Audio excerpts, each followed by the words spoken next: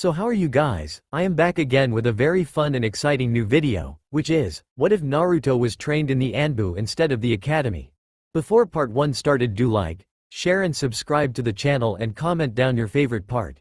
Your one like and one subscribe motivate me to upload more fanfic like these for you all. So without any waste of time, now let's start the fanfic. Part 1. Sarutobi's office, moments after Mizuki's defeat. Commander Dragon whistled. Damn, that's talent. He was impressed. After watching the whole scene between Naruto and the traitor dragon, couldn't help but imagine having that in his forces. The kid could outrun and outprank his men since he was 10, and the young Jinchuriki was known to be stealthy even in orange, perfect for Anbu. And after creating hundreds of clones like nothing, Dragon knew his services would be invaluable. Pity he was so young, the Hokage would be near impossible to convince. Yes, his chakra capacity is huge, and with his solid Henja shapeshift, really he has more potential than any of the graduates. Sarutobi chuckled and lit his pipe. Dragon whipped his head up. Impossible. Shapeshifting, as in not an illusion. He drooled slightly when the Hokage nodded, and knew right then. Screw the age, shapeshifting took huge reserves, and even then only a few bloodline holders seemed to be able to use it. It was probably the fox, and as such had unlimited uses if Naruto could figure out how to transfer his abilities to become animals or even objects. I want him, Dragon clipped. The Hokage and the Anbu guards gaped at him, wondering if their commander was finally losing it. Sarutobi quickly squashed the idea. Absolutely not. He's a genin now, according to Iruka's headband on him, and thus can become Anbu. Hokage-sama, surely you see how much latent talent he has. And those academy reports show he should have graduated 3 years ago. Dragon smirked at the slight wince on his boss's face. Sarutobi had called upon Naruto's file after he failed that afternoon. Needless to say, he was pissed at the revelation that the boy should have graduated at 9, not fail 3 times. Contrary to popular belief, failing the ninjutsu portion didn't stop one from becoming a genin. You had to fail 3 sections. Apparently Mizuki and other teachers would intentionally alter the tests before Iruka saw, yet were stupid enough to keep the originals in the file cabinets. Nobody had ever asked for the orphan's real file, and thus his scores reported a moron. If Naruto hadn't stolen the scroll, he would have been given an honorary graduation in the morning. Sarutobi knew he failed the boy greatly, but letting him in the darkness of their world so early was not something he should allow, no matter the talent. He just made the rank, though. Naruto will be placed under Kakashi. I'm sure he will learn plenty there, and you can recruit him in a few years. He said with a voice of steel. Normal men would let it drop. Dragon was not normal. He faked his death for his village, changed his fighting style in many ways for the ruse. He once faced 10 Iwa Chunin and Jonin with 3 kunai and barely any chakra. He still hasn't spent their bounties completely. Dragon knew not what backing down meant, not when it came to the village's safety. Kakashi is inept in teaching and life at the moment. His teammate will no doubt be the Uchiha, who we both know is a flight risk. Having our Jinchuriki make bonds with a potential traitor is foolish. Sarutobi faltered. Good. Just a little more. Also, being an Anbu who only answer to the Hokage would protect him should anything ever happen to you. And let's be honest, keeping Naruto away from public eye for several years could finally let their hatred die down. When he leaves, he will be given whatever rank he deserves. What Dragon didn't say was that a few years would hopefully be at least 10. He viewed this as a sort of long-term investment. Why train 3 Anbu that would leave within a couple of years due to stress or wanting something else in their career, when you can mold one amazing Anbu and have them for over a decade? It worked with Tenzo, who was still in the forces without showing a sign of burnout.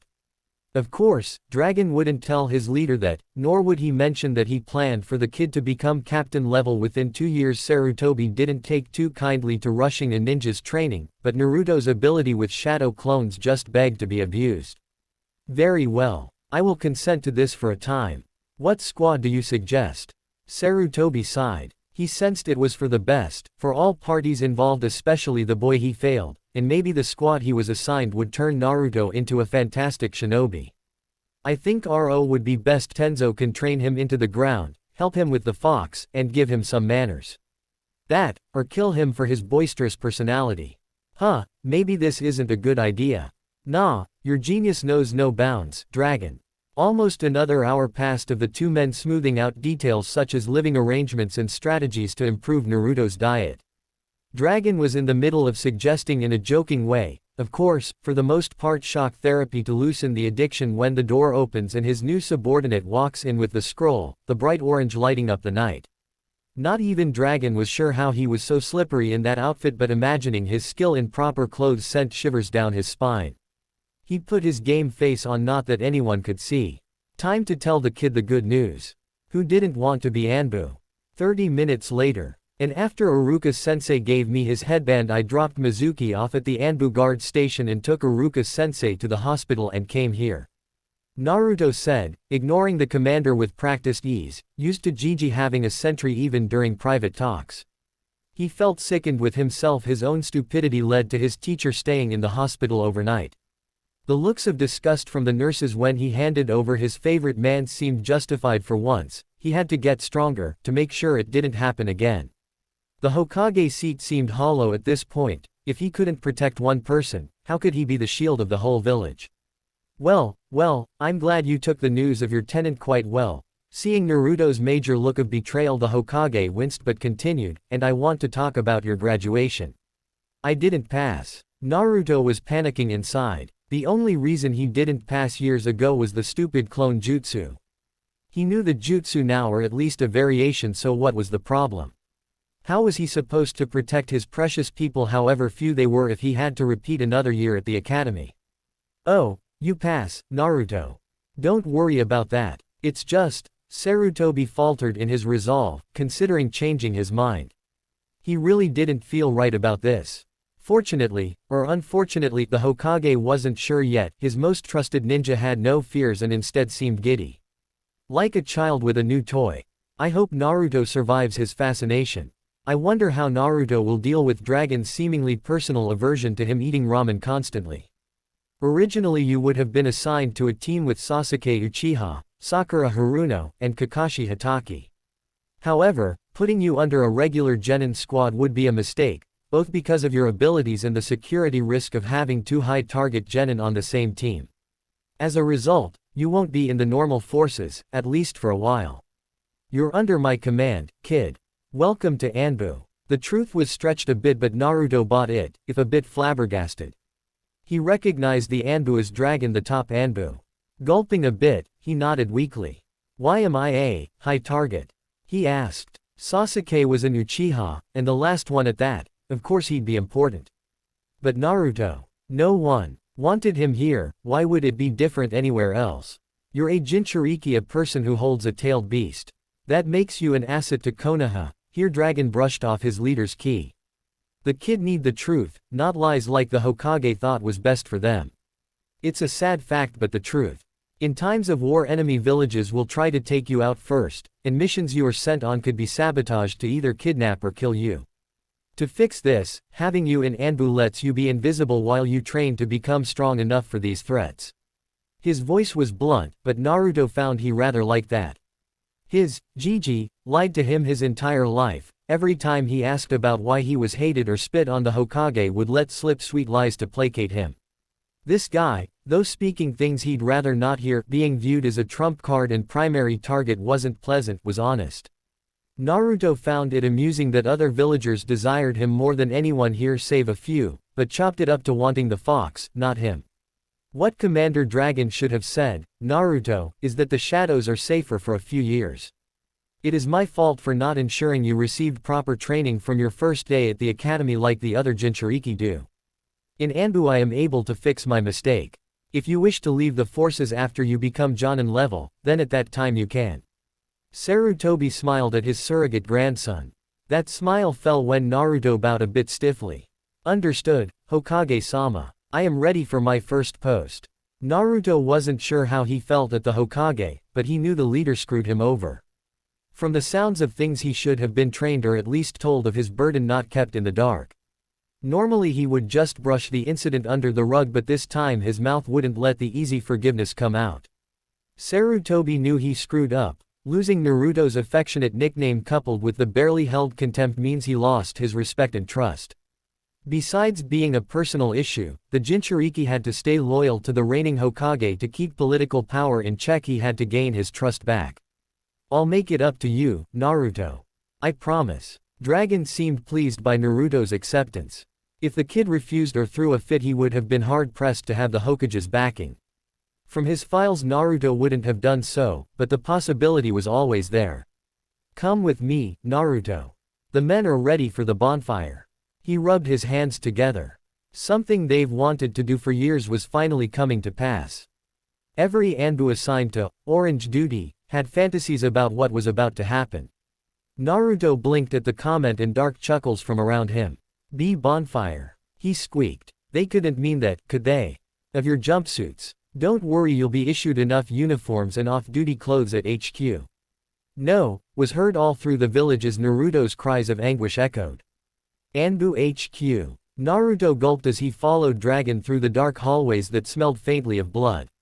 At the quartermaster, Naruto had signed his life away in blood, promising at least 7 years and less debilitating injuries or specific recommendations from the Hokage. He looked at the uniform given to him, a size extra small Anbu gear set in his arms, the mask looking up at him. It was supposed to be a mouse, its red whisker marks and black nose marking staring up at him, but the features were too vague in his opinion. Naruto's nerves were on high alert still. He was even too nervous to care much about the obvious jab to his height and immaturity. Soon they reached the locker rooms. Locker 123 is yours, mouse. You can change and bring your kindling or old clothes out to the communal area, 2 doors on the right. Tonight you can sleep in the dorm, and tomorrow before team practice your captain will find you an apartment in the Anbu complex.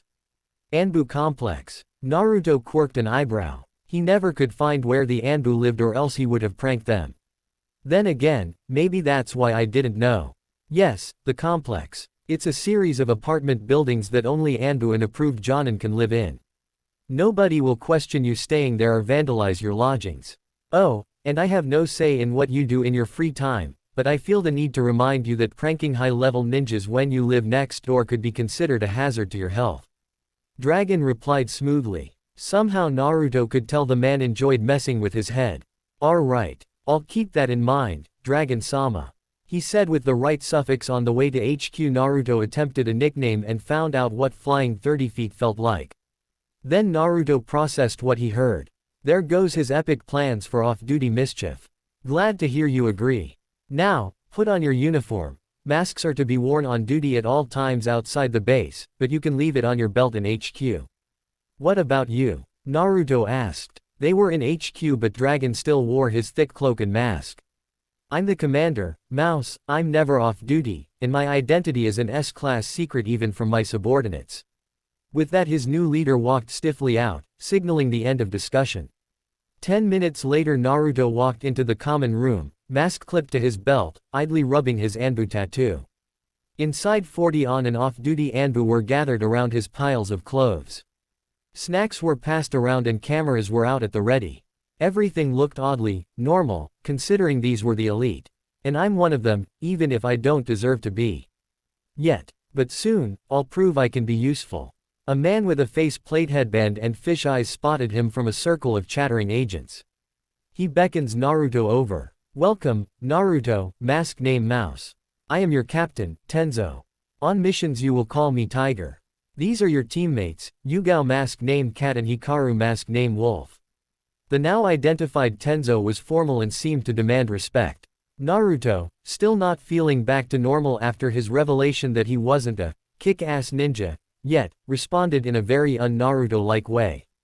Thank you, Captain. I am sorry if my lack of skills causes you trouble. Naruto attempted his best respectful voice, knowing the childishness wouldn't be appreciated. The others with Tenzo were slightly shocked by the quiet and polite reply. The Naruto they all knew from childhood pranks would have shouted something along the lines of how awesome he was and dreamed to be Hokage, not apologize for his obvious weakness. Hikaru, known as one of the avid supporters of Naruto's epic escapades and personality, decides his new teammate needed to lighten up or become a mini Kakashi. He flips his long brown hair, giving his new Kai a light Hyuga smirk. Oi, Chibi, what's a squirt like you doing on Team RO? Honestly, Hikaru was looking forward to having the blonde as his squad mate. He himself was an avid joke enthusiast, not on the clock, of course. He felt that Naruto just needed a nudge. After all that happened, Mizuki had already had many visitors after news spread of his attempts to kill Naruto. Naruto grew a tick mark. Who you calling a chibi? And I'll have you know I'll be kicking your ass one of these days. And just like that, the dam broke and the old Naruto shined through, if only a bit more subdued and weary from the betrayal. It was as if a slight weight lifted off his shoulders as he defended his height and abilities. Humph, I'll believe it when I see it. Now throw your jumpsuit in the fire and let's start the party. Hikaru drags Naruto over to a contained fire pit. Naruto pales at the prospect of getting rid of his sweets. It's not that he loved the color orange above all others, he preferred red in all honesty, or that he liked jumpsuits. They were hard to maneuver in, but they served a purpose. If he could out-stealth the elite and paint the Hokage mountain in that, he could do it in anything, and it became a part of him, a way to not be ignored by villagers. But Naruto had a feeling the Anbu in the room would force him to burn them if he refused, and he had no delusions of beating dozens of elites. After a quick moment of contemplation, Naruto steeled himself and tossed the suit into the flames, determination in his eyes. That was my childhood. Now, I'm a Numian Anbu recruit. I'll become strong enough to keep tonight from repeating or ending in a body bag for someone. Cheers echoed through the room and a hand pounded on his back. A lizard Anbu gave him a noogie, and Hikaru tried to stuff a rice ball down his throat. Before the night waned and he passed out into a creaky dorm bed, Anbu had already become a better home than Naruto's old one. Next day, Naruto stared at his new quarters, his 3 boxes of stuff already stacked neatly in the corner. With break-ins common due to the location of Naruto's apartment in the red light district, it never seemed wise to keep too much stuff around. He dropped the duffel bag carrying the 3 extra uniform sets and 6 off-duty outfits, Anbu pants, long black or green-sleeved shirts on the new brown couch. Looking around, he couldn't see why this apartment was half the cost of the others. It was small. It was plain. It was perfect. Naruto had a wide grin, giddy despite himself. Yada. This is amazing. Look at this couch, so firm. And this window, no drafts. The kitchen working appliances. And the bedroom so comfy. He ran from spot to spot like a chicken who lost its head. Captain Tenzo shook his head at his newest recruit's enthusiasm, but brushed it off as Naruto never having stuff half this nice. Yugao chuckled. And Hikaru? Well, he joined in. This carpet is so soft. And the chairs are comfy. He bounded around just as much as Naruto did. Yugao face-palmed at the 2 youngest members' antics. Hikaru. Naruto's apartment is exactly like yours. There is no reason for you to act like a caffeine-high toddler. She honestly didn't understand how Hikaru made Anbu. Despite his abilities at both taijutsu and ninjutsu, he was too carefree. Naruto was an exception. He was young, and both Yugao and Tenzo had plans to beat him into a respectable member of Team RO. They had a reputation to take back. They used to be the top squad until Itachi defected and Kakashi left, damaging their image. Of course, as she observed Hikaru taunting Naruto from the ceiling and basking in the blonde's odd expression, Yugao had to wonder if it was already too late for a complete makeover. Hey, Yugao-senpai. Naruto's voice cut through her musings. Who are my neighbors? He knew Yugao lived across from him, Hikaru lived to her left, and Captain Tenzo had a larger apartment to her right. The new ninja never had neighbors before, and the thought excited him to no end. Until he saw his entire squad wince. Hee. See, there's a reason this apartment is so cheap. Tenzo started. Kakashi's fine. He's on your right and stays quiet as a mouse. But to your right, Yugao trailed off as she hugged herself. As a monster so horrible it made a single word become outlawed, Hikaru's voice called from the ceiling. They shuddered together, and Naruto scoffed. He couldn't be that bad. I'll bet you guys are just trying to scare me. Yosh, I hear I have a youthful new neighbor to bask in the springtime of youth with. A boisterous voice appears in Naruto's doorway, accompanied by the most horrible sight imaginable, a green spandex alien. The alien gave a thumbs up and made his teeth sparkle. I am the extremely youthful Maida guy, Konoha's youthful green beast. Welcome, youthful friend. It is most youthful to be an Anbu so young. Naruto paled as the creature grabbed his hand in a handshake that swung him around the room. It was then Naruto noticed none of his new comrades were in sight. Traitors, do the bonds we built mean nothing? In their respective apartments his teammates each sent a silent prayer of apologies to their youngest new friend. "You Uzumaki Naruto, nice to meet you." He managed out between poundings into the floor. Guy would have continued but an aloof drawl stopped him. Ma, Guy. Don't kill our neighbor before I meet him." The voice was accompanied by a cyclops reading the same orange book Naruto saw Hokage Gigi read. The man's eye widened and narrowed when he spotted Naruto in his Anbu gear. Great, another hater, he thought glumly. Naruto wasn't aware but Kakashi was narrowing his eye at the fact his secret little brother figure and supposed future student was in a high security ranking apartment wearing the Black Ops gear, his tattoo still fresh. Whoever put him into Anbu at his age is going to count how many jutsu I know as I test them on their dying bodies. Kakashi Hatake was many things, a failure as a teammate and big brother being the two most important ones in his opinion, but he wouldn't stand for a newly promoted genin that barely passed to die in the core. Before he went to his obviously senile Hokage he needed some information. "My name is Kakashi Hatake. Who are you? You're awfully young to be an Anbu. You're what, 11? He bantered, fishing for any scrap of insight. "Uzumaki Naruto, and yes, I know I'm too young and inexperienced for this but the Hokage and commander put me in it for a reason, okay? And I'm 12, I'm not that small." Naruto snapped a bit at the man, not liking him one bit. Kakashi ignored the tone, sights already set on a certain cage. His old team arrives then, no doubt hiding from the horrors that were his best friend. And looking at how Naruto was in a bone-crushing hug listening about youth, he couldn't blame them. Kakashi drags his old Kahai into the hall. "Tenzo," he says coolly. "Why is my future student in Anbu?" The anger was evident and promising pain for lies. Tenzo met his gaze evenly. "Senpai, you will have to take that up with the Hokage. As far as I know Naruto was put onto my squad for his potential as both a ninjutsu specialist and tracking traps master with his shadow clones. And no offense but you've never shown interest in him before.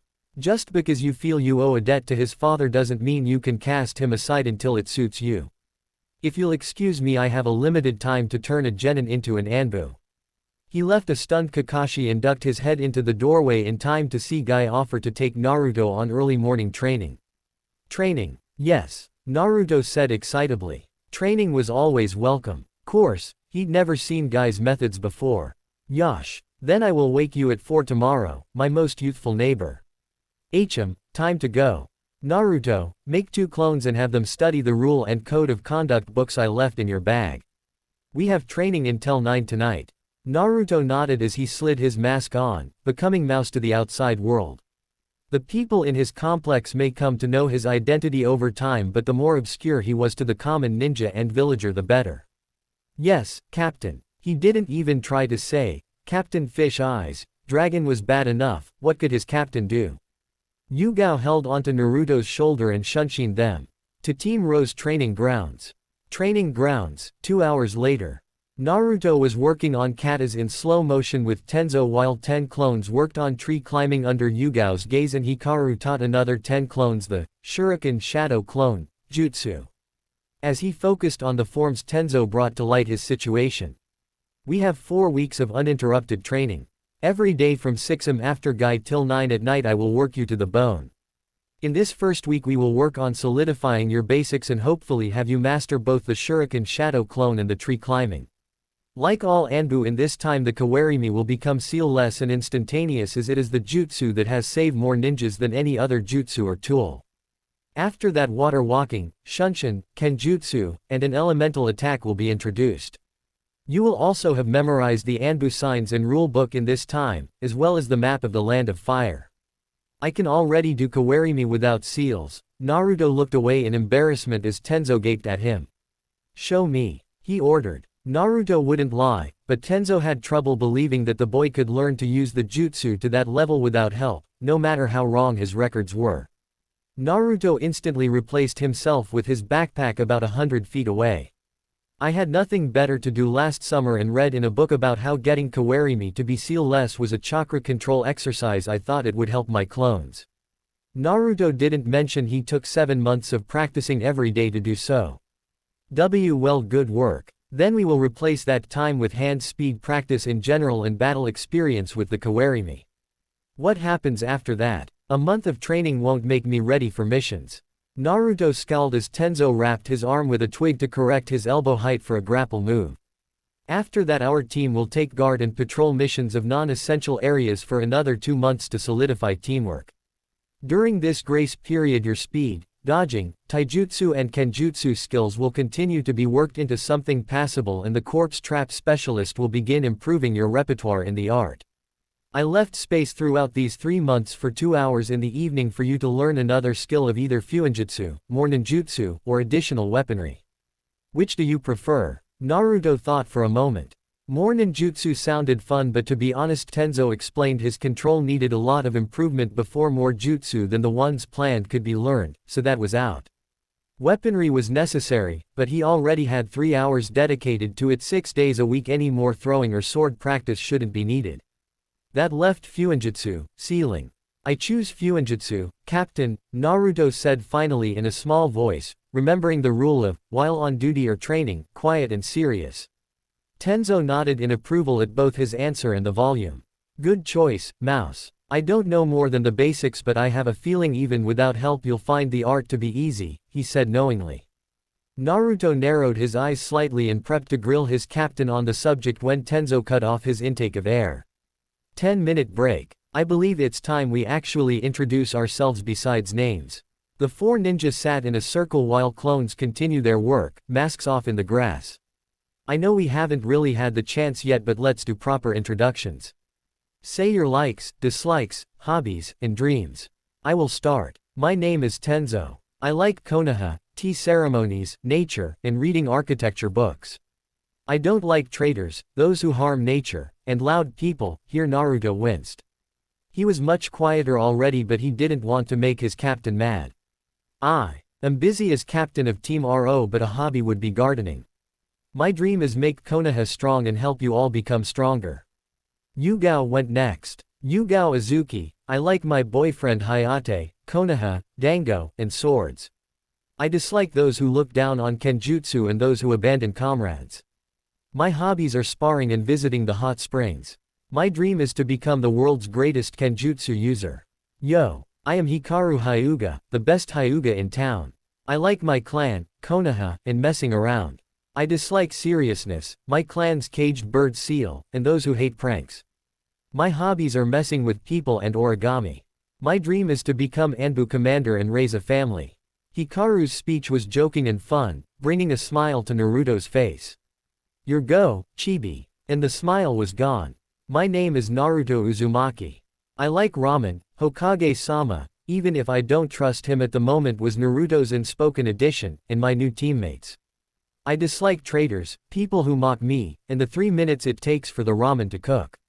My dream, well, it was to be Hokage, but now I don't know. Probably to become strong enough to protect my precious people. Naruto finished, not noticing the small smiles his teammates shared. That alone made him more qualified for the position than half of the ninja.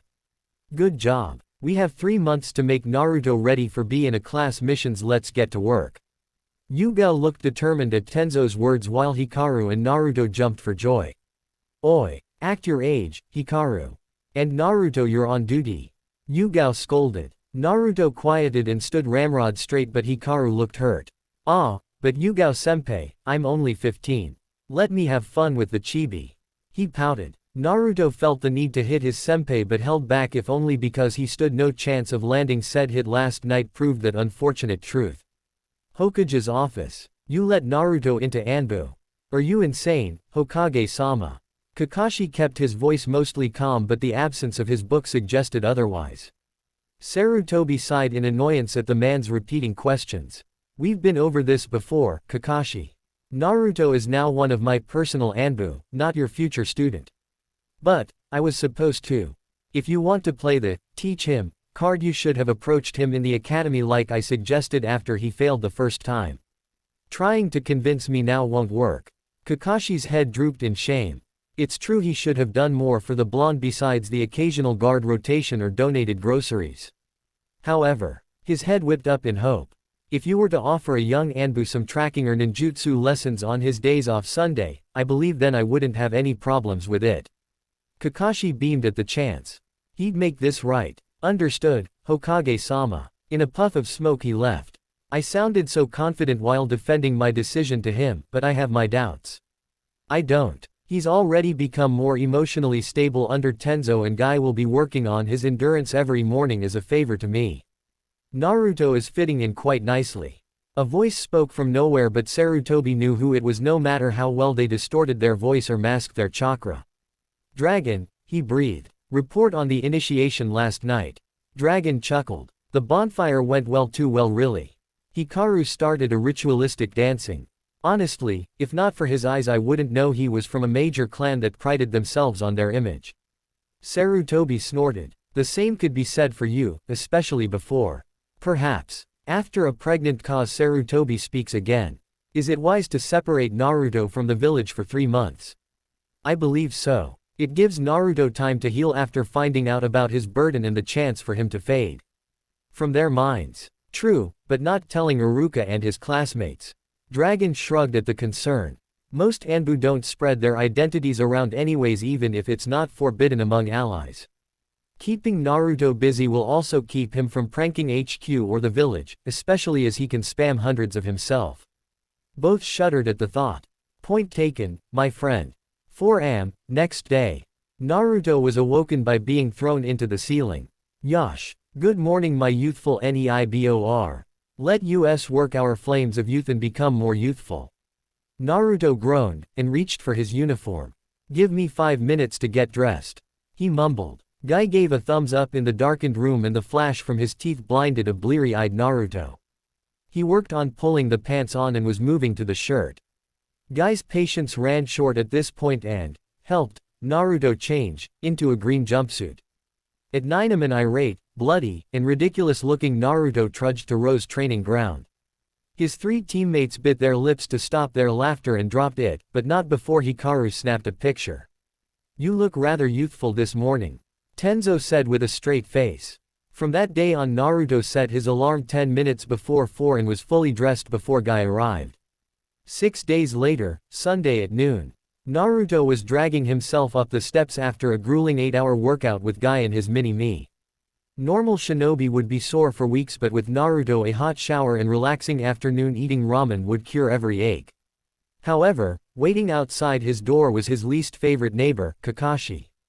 The man had explained his odd behavior during their first meeting. Apparently he was supposed to be his Jonin sensei, but Naruto still didn't particularly like the man who just seemed to ignore you with his book yet still follow your every move. However, his captain and Yugao senpai always stressed manners, so Naruto put on the most polite and fake smile he knew. Hello, Kakashi. If you're looking for Captain Tenzo, he is on a mission today. Sundays were his free days, the rest of the squad had patrol.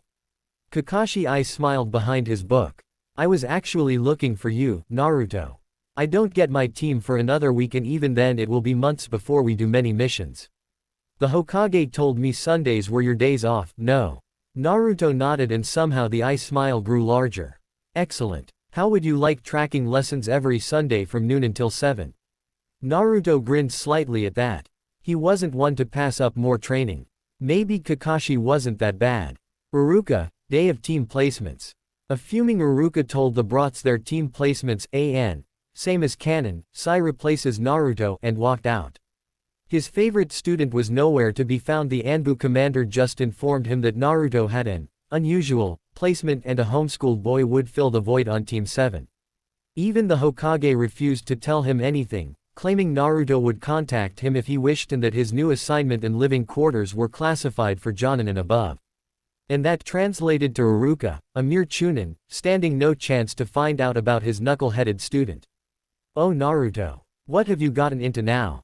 Collapsing at his desk at home, Iruka ran his fingers over his scar, grunting at the mysterious file box spotted on the bare wood. Being a chunin teacher, it wasn't uncommon for him to find such a scene if the Hokage wanted a certain lesson taught in the academy without the council interfering, or if Naruto hadn't been eating enough, a box or envelope would just magically appear. Sighing, he pushed the medium file folder box's lid away, immediately perking up at the sticky note saying, "Real Naruto Uzumaki files. Classified." As Iruka read each report, test, and past graduation attempt, his blood got hotter and hotter. By the end, Iruka had tears from the realization he had screwed up. Thinking back, Iruka realized he was to blame. He never called on Naruto in his class, believing the other teachers who said he would just cause trouble, and treated him like he was just a troublemaker, when in actuality Naruto's pranks were ingenious, horrible for the victim, but ingenious. Instead of realizing Naruto wasn't stupid and his pranks were more than just childish escapades but elaborately planned missions, Iruka had brushed off Naruto and believed treating him to ramen once a week made up for it. He didn't deserve a second chance, but a note on the last page gave him hope. One day he will visit you. Then, Iruka would apologize, and make it up to him. Until then, Iruka had several teachers to visit. Time skip 1 month, first patrol. "This is it?" Naruto asked, a bit miffed. He heard how his appointment to Anbu would let him bypass the dreaded D ranks that Kakashi complained having to lead his students on. But this C-rank patrol and guard mission of the hospital seemed to be the Anbu version of D's. No action really, moving through the rafters while suppressing his chakra. He barely had that down now, and remaining unseen for 12-hour shifts in uncomfortable positions. The 3 explosive notes he finished this morning for his first mission were itching to be used, but using explosives in the hospital were frowned upon. His patrol partner, Yugao, bopped him on the head. "Yes, this is it. What, did you think Anbu was all assassinations and sabotage?" Naruto nodded seriously, thinking that yes, that is what he signed up for. "Well, it's not. Every squad has both village duties and border patrol to go along with the higher level missions. Now be quiet and go guard the front lobby. And remember the radio and shadow clones for emergencies." Naruto sighed and left for his mission. The posts for the Anbu split each floor into 2 sections. Team RO was assigned the bottom 2 floors while another managed the top 3. From his perch, Naruto had a front row seat to all the hospital drama. It was horribly boring, but a difficult man at the desk looked promising. "Sir, please calm down." "I will not calm down. Not until you take me to my son. A simple C rank to River, they say." "Simple my ass, he's been in heart surgery for 6 hours. A burly civilian waved his fist in a threatening manner, and the nurse gave the signal for his intervention. "Code anger," Naruto whispered into the headset. Code anger translated into a civilian on the verge of physical violence. Appearing between the med-nin and the red-faced father, Naruto said the rehearsed lines Captain Tenzo drilled into his head the past 2 days. "Sir, my apologies for any trouble, but the healers are doing their best. Please be patient and sit down." Naruto pointed a finger to the nearest seat, feeling very much like a crossing guard rather than a shinobi. A fist comes at him and only the reflexes his training ground into him allowed Naruto's hand to grab the meaty glob, pumping chakra to match the strength of the man 3 times his size. "Calm down. Hell no, you ninja always order as civilians around and I'm sick of it. He shouldn't even be a ninja. Take me to my son, now." Yugao shunshin behind him, knocking him out with a tranquilizer. Naruto inclined his head gratefully and 2 orderlies dragged the unconscious father away. Relieved, Naruto turned, nodded to the grateful but perplexed nurse, probably not used to a 5'2" Anbu, and disappeared to his post again. "Good work, Mouse," Yugao's voice praised from the headset. Naruto smiled slightly. Maybe guard posts weren't so bad. Sunday, Training Field 7. Naruto, in his off-duty gear, dived under a branch in pursuit of the package. Kakashi was having him practice the capture and retrieval aspect of Anbu, and his tiny summons Pakun was deceivingly elusive for his size. Naruto refused to give up, however ramen was on the line. Ever since Naruto joined Anbu, he had a sneaking suspicion everyone hated ramen, or at least him going to get ramen. Monday through Saturday lunch and dinner were packed affairs to save time, while Sundays were too exhausting for him to want to trudge across town in the opposite direction of the apartment for ramen. The couple of times Hikaru treated him, they always stopped at the Bent Kanai, a bar and grill for active former Anbu. Deliveries were impractical as well for his favorite food. Naruto was stuck to instant ramen, and a thief was going around the complex that only stole the instant cups. It was an outrage, as the bastard was able to bypass every trap he set up, even the barrier seals. But Kakashi had given Pakun a scroll to carry today. If Naruto caught him, he would be treated to unlimited ramen at Ichiraku's. Nothing would hinder his quest. Almost there. The pug diverted himself from a mud pit trap and blindly charged past another set of explosive tags. Closer. Pakun rounded a corner, where 5 clones waited. He dodged 3 but 2 more were waiting with a net and glue. "I hate you," he growled in a rough voice as he tried to clean his paws off. Naruto smirked and grabbed the scroll. "I win." A slow clap sounds from behind. Kakashi and Dragon materialized from the trees. Impressive, only 1 hour to capture and even I couldn't track Naruto most of the time. Kakashi complimented with an eye smile. Dragon whistled. To keep up with a Ninken after only a month. Not too shabby. Not good enough, but almost passable. Naruto beamed at Dragon's roundabout praise. Dragon was harsh at times. By monthly inter-squad training he led still left bruises on Naruto's spleen, but he was fair. If Dragon said it was almost passable, then it was almost good by normal standards. Then again, Naruto was in Anbu. Everyone else's standards didn't apply to them. "Thank you senpai, commander." Naruto bowed. Before he would have loudly proclaimed how of course he was awesome, but that died the day Iruka almost did. Well, that Intenzo tased him or burned a ramen cup every time he boasted or acted rude. So much precious wasted. "I think you earned the ramen, Naruto, my treat." Kakashi noticed Dragon back away slightly to the side but didn't think much of it. Until he was flapping in the wind as Naruto forcibly dragged him towards the stand. "What are we waiting for? Ramen calls me. Blessed ramen, here I come." Poor Kakashi could only hope to survive the hyperactive blonde's charge as the boy slipped from serious, on-duty mode, to kid mode. Ramen stand. Kakashi was regaining conciseness in time to see Naruto devour his 17th bowl. "Keep them coming, Tsuki. Kakashi-senpai is paying." Naruto cheered. Tsuki chuckled, glad his favorite blonde was back. His stand needed the money. "Naruto, where have you been for a month? Even your apartment was cleaned out." Ayame swatted Naruto with her towel to gain his attention. Seeing the red aura surround his big sister, he gulped. Well, Ayame. I passed and am now a part of a special assignment for the Hokage," Kakashi interjected. Anbu weren't really supposed to advertise their status. Those that figured it out, fine. Otherwise, need to know only. He shoots Naruto a meaningful look, at which point the blonde nods. "Yeah, a special assignment. Ninja stuff, can't talk about it." He grinned at her and she relaxed. "Oh ho ho. That must mean you're closer to being Hokage. Right Naruto, and where's your headband?" She smiled brightly, as did Tsuki. Naruto frowned slightly, and their smiles turned to confusion. "Haha, see, I don't really want to be Hokage anymore. The paperwork, council's too much work for an awesome ninja like me," he said cheekily, only to yelp when, despite his captain being on a mission, a jolt shoots up his spine for every bragging word he spoke. "Oh, and I'm trying to keep my passing status a secret, so if you could not say anything please." Father and daughter softened their eyes and nod, understanding. Kakashi was somewhat shocked at Naruto's lifelong ambition changing but realized he shouldn't be.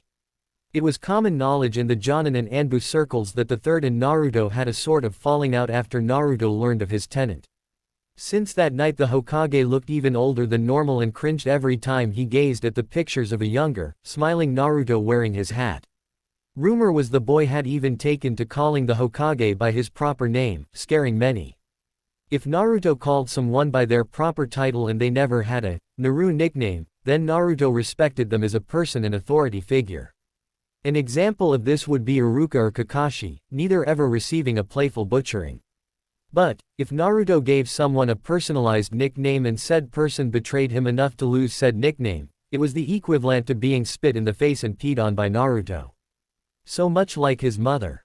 "Oh, then what is your dream, oh awesome ninja?" Ayame giggled, breaking Kakashi out of his musings. "To be strong enough to protect those precious to me. And maybe get a ninja animal," he added absent-mindedly. Kakashi perked at this. A ninja animal? What kind? Was his little brother trying to emulate him, to become a dog summoner? If so, Kakashi's private dreams of his own mini-me would be realized. He could rub it into guy that his look-alike lived next door. Yeah, a cat, though ninja cats cost the pay of an S-rank mission, so it will take about a year before I can afford one. Still, cats are so cool. And there goes that dream, for cats were the opposite of Kakashi's, hip and cool. Unless, say, Naruto. Try this on. Naruto slurps a noodle and grabs the cloth shoved his way. Mask. Naruto was hesitant. It almost felt like Kakashi wanted a clone, but surely the man wasn't that desperate to one-up guy, was he? Kakashi I smiled. Just try it on, okay. It makes you look cool. He shrugs and slides it over his face. Ayame pulls out a hand mirror and lets him look. He had to admit, he did look cool. I like it, Naruto says after a minute more of admiring himself. Kakashi's eye smile somehow got larger. Good, good. Phase 1 complete, he muttered, too low for Naruto to hear. Within a year Naruto would have a dog, not some smelly cat. Well, I have to get going. Early training tomorrow and wall patrol. Naruto slid out from the bar and bolted across the rooftops at speeds unheard of for a fresh graduate. Kakashi couldn't be prouder, as his sensei's son already resembled a well-trained shinobi. A cough brings Kakashi back to the ramen bar and he blanches at the bill. F57 bowels. Tuki cackled and had dollar signs at the money he just made. 6 weeks later, Hiruzen puffed on his pipe, groaning at his Jonin's stupidity. A simple C rank turned into a B or a rank 1 after the group was attacked by the Demon Brothers, missing ninja from Kiri. Normally the procedure was to kill missing ninja and take their bounties, as interrogating every renegade genin and chunin wasted resources. But these two were from the Bloody Mist, an island nation so tight-lipped even Jiraiya had yet to get reliable intel on the smallest of the great 5 years, and these demon brothers had only defected 13 months ago. Get me Team RO, he spoke to what appeared to be thin air. Time for Naruto to experience his first pickup mission. If only Kakashi hadn't insisted his team would continue the mission. With or without backup no one could be spared for that long, but Sarutobi couldn't justify forcing them to return without the village looking weak. It had to be the commanding officer's call. And Team 7's leader believed putting it to a vote. What is this, a council meeting? Why can't all my shinobi be like my Anbu? 6 hours later, Team RO barely touched the branches, they went so fast.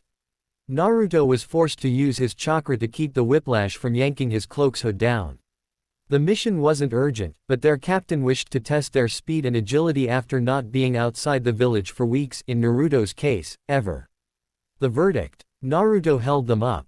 5-minute break, eat and drink, Tenzo signed. Rule 12 of Anbu mission parameters stated talking out loud was forbidden unless absolutely necessary. Yes, Captain, they signed back. Sorry for holding you guys back. Naruto bowed his head in shame. For all his speed it would still take months before he could match his teammates in their ridiculous travel pace. Do not apologize, Mouse. When we get back up, agility and speed practice. Tenzo assured him. By New Year you will be quicker than Wolf. Said Wolf scoffed silently at this. He was the second fastest among them without chakra. With chakra, Tenzo added, breaking the budding pride in Naruto and panic in Hikaru. 4 hours later RO landed around Team 7, who had taken to guarding the prisoners, Maizu and Gozu, who were gagged and glaring. Tenzo stepped forward, him having the only necessary speaking role. Senpai. Team RO, Confirmation 17RO, are here to apprehend the prisoners for questioning back in Konoha. Tenzo was stiff, formal. At the apartments he bantered and relaxed around his old captain. On missions, Tenzo could put the daimyo to shame in etiquette. Thank you, Tiger. I take it this Mouse's first time on a pick-up mission. Kakashi drawled even as his eye bore into the smallest Anbu. For his part Naruto didn't sweat or fidget, even as Sasuke and Sakura balked at him and Sai merely gazed without expression. Ah, yes, senpai. You may leave now, we'll take it from here. Kakashi led the genin away. Naruto channeled chakra to his ears, a control exercise Hikaru started him on a few days ago. He could only hold it for 30 seconds while mastered was an hour. To listen in on his old classmates and his replacement. Kakashi-sensei, who is that Anbu? He looked my age, Sasuke questioned, feeling weak. Ah, Sasuke. You will find there are shinobi younger than you 3 but stronger than I am. Age is inconsequential to shinobi. To be a ninja is to negate any obstacle one has, such as being too old, or too small. Kakashi hid his smile as he imagined Naruto bristling at the comment. Naruto cut the chakra off and did in fact bristle for a moment until Tenzo brought him back. Mouse. We will taking them back using the long method, instead of sealing scrolls to get you used to it and for sleep deprivation training. Naruto nodded and everyone winced slightly. The long method involved locking their chakra up and binding them after checking for weapons. It would be a grueling 20-hour light jog. Come over here and draw the seals on them. I'll check them before you activate them to prevent an explosion. Naruto worked carefully, ignoring the two missing ninjas' fearful and hate-filled eyes. Within half an hour and a lesson on a new knot, Team RO was off. Naruto stumbled, bleary-eyed and dirty into his room. Not bothering to take his uniform off, he plank fell into bed. Guy and Kakashi were both on missions and his team was off until tomorrow night. All was good, he could sleep. As he drifted off, Naruto considered what bad karma he had to have been given Tenzo as a captain on the mission. For the entirety of the 21 hours Naruto was forced to be in the middle to clutch the prisoner's rope and strengthen it with chakra, the easy job. Until Tenzo decided he also had to work on point balancing with one hand while reciting the advanced theory of hand signs, all 12 of them, and the history behind them. Anytime he messed up either task, Naruto had to restart. Needless to say, it was tedious, and by the end his team was prepared to suppress him if he tapped into the QB chakra for the first time. His frustration was palatable. All that was behind him though now, and Naruto was free of sadistic sensei until tomorrow night for hospital patrol. Week later. And that's all the intel we have. The goal is to bring back Ryuga alive for interrogation. Dragon barked. Naruto and his team were kneeled in the commander's dim office, being given their first A-rank mission since Naruto joined. Tenzo hadn't wanted this. He and the Hokage hoped to keep Naruto close for at least another month, but the village's safety came first, and Naruto's abilities made RO the best squad to track down the traitor before he reached Rice. Even if none of them were fresh. Ryuga Yushi, a slightly above average chunin, 22 years old, received a field promotion 3 years prior for his contributions in the Barrier Corps, but most of his colleagues couldn't name a single thing about him except he was a diligent worker. As they set out through the North Gate, Naruto couldn't help but notice nothing pointed to traitorous activities. Ryuga was just so average. That's what makes him the perfect spy. Yugao signed. Naruto cocked his head. Being mediocre in every way. Exactly. No ninja is able to remain so completely under the radar. If you ever find someone that has no life, hobby, quirk, or bad days, they're up to something. She explained. Mouse 200 clones, send out in pairs. When they find the trail, tell us. Tenzo ordered, deadly serious, as was Hikaru. Ryuga defected last night around midnight after his superior opened a loyalty investigation on him. It was now 7 m. He was part of the barrier team. The safety of Konoha rested on their shoulders. It only took 30 minutes for the trail to be found. Ryuga's chakra signature had been tagged leaving the barrier in the direction to Rice, and the man wasn't well versed in track evasion, making it child's play for Naruto. Now they were approaching the valley of the end, the border between the two countries. If he goes over border, permission to pursue? Yugao asks as they gain on him, Naruto clones and Hikaru disabling the few traps set up. Yes, but once we set over the border, if we are captured or killed we will be labeled missing ninja to keep Konoha from the backlash. That put a heavy silence on the group. There was only 2 reasons that directive would be made. The first is that the target belongs to said nation, and the other was the nation had a hidden village, meaning conducting missions and not just passing through on their land was equivalent to openly declaring war. Somehow, in the recent past, Rice had started their own village, and it was on Konoha's doorstep. Ryuga was close, he just made it past the valley. In his hands were the plans for Konoha's barrier points necessary for Orochimaru-sama's plan during the Chunin exams. The original plan was for Ryuga to send the scroll with Kabuto next week, but the loyalty investigation changed everything. Ryuga was headed towards a better life, one where his true talent would be recognized, not stunted because he wasn't some big shot name. He hated pretending to be weak in Oto. He was a Jonin, not a pitiful Chunin. They would see, Konoha would realize their mistake soon. Ryuga Yushi. Surrender yourself, you're surrounded. Tenzo spoke with confidence, making his voice echo with chakra. Naruto clones hanged into different Anbu members circled in, tantos drawn. The real Team RO were mixed in. Crap. They sent over 20 Anbu after me. But I'm just a Chunin, even if I'm a part of the barrier squad. Hey, I'll bet they'll underestimate me, and then I'll strike. He smirked arrogantly and pulled out a chakra-conductive knife, his pride and joy, preparing for an escape. Unfortunately for Ryuga, Anbu don't underestimate, especially those under Tenzo's care. He taught Naruto and the others from their first practice that Anbu treat babies the same way they treat cages with extreme prejudice. Formation C. 10 of the clones jumped close, puffing away with twice the normal amount just before they connected.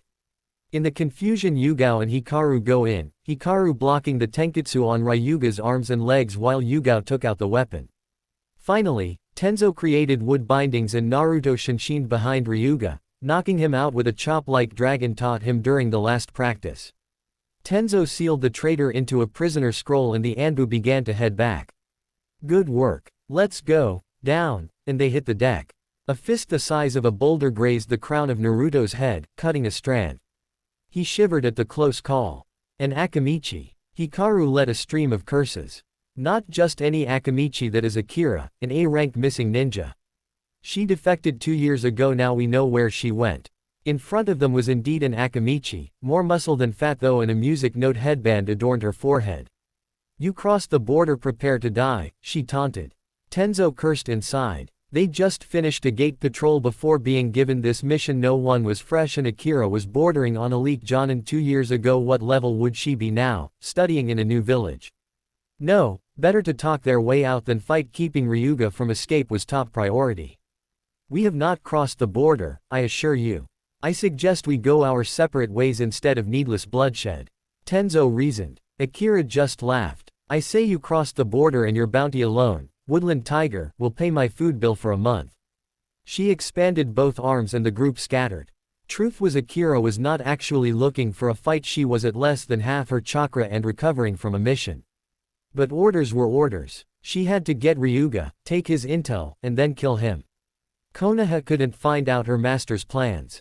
Wolf now. Tenzo yelled, and Hikaru landed on the right hand, sending a lightning-enhanced gentle fist. It's stupid for other Hyuga to not use much ninjutsu, so much potential. At the elbow, the arm shrinks to normal size, hanging limp. Hikaru is hit by the left hand, however, and is slammed into a tree. Yugao blocks another punch with her sword and preps the planned counter-attack, only for both to be blown away, screaming with blood pouring from the ears. How do you like my decapitating sound waves, kitty cat? Akira sneers, showing holes in her fingers letting out sound waves. She expands her whole middle, ready to squash the two. Wood style. Tree limbs, Tenzo states quietly from behind, and 5 thick wood pillars rise to ensnare Akira. Meanwhile, Naruto and 2 clones pick up the unconscious Yugao and Hikaru, taking them back to Konoha's side, but not before receiving a burst eardrum from a disrupted sound wave. Like this can hold me. Partial. Expansion jutsu. And 1 finger from the non-blocked hand enlarged, sending Tenzo into a tree with a sickening thud. Tenzo bursts into wood, and the real one rises out of the ground.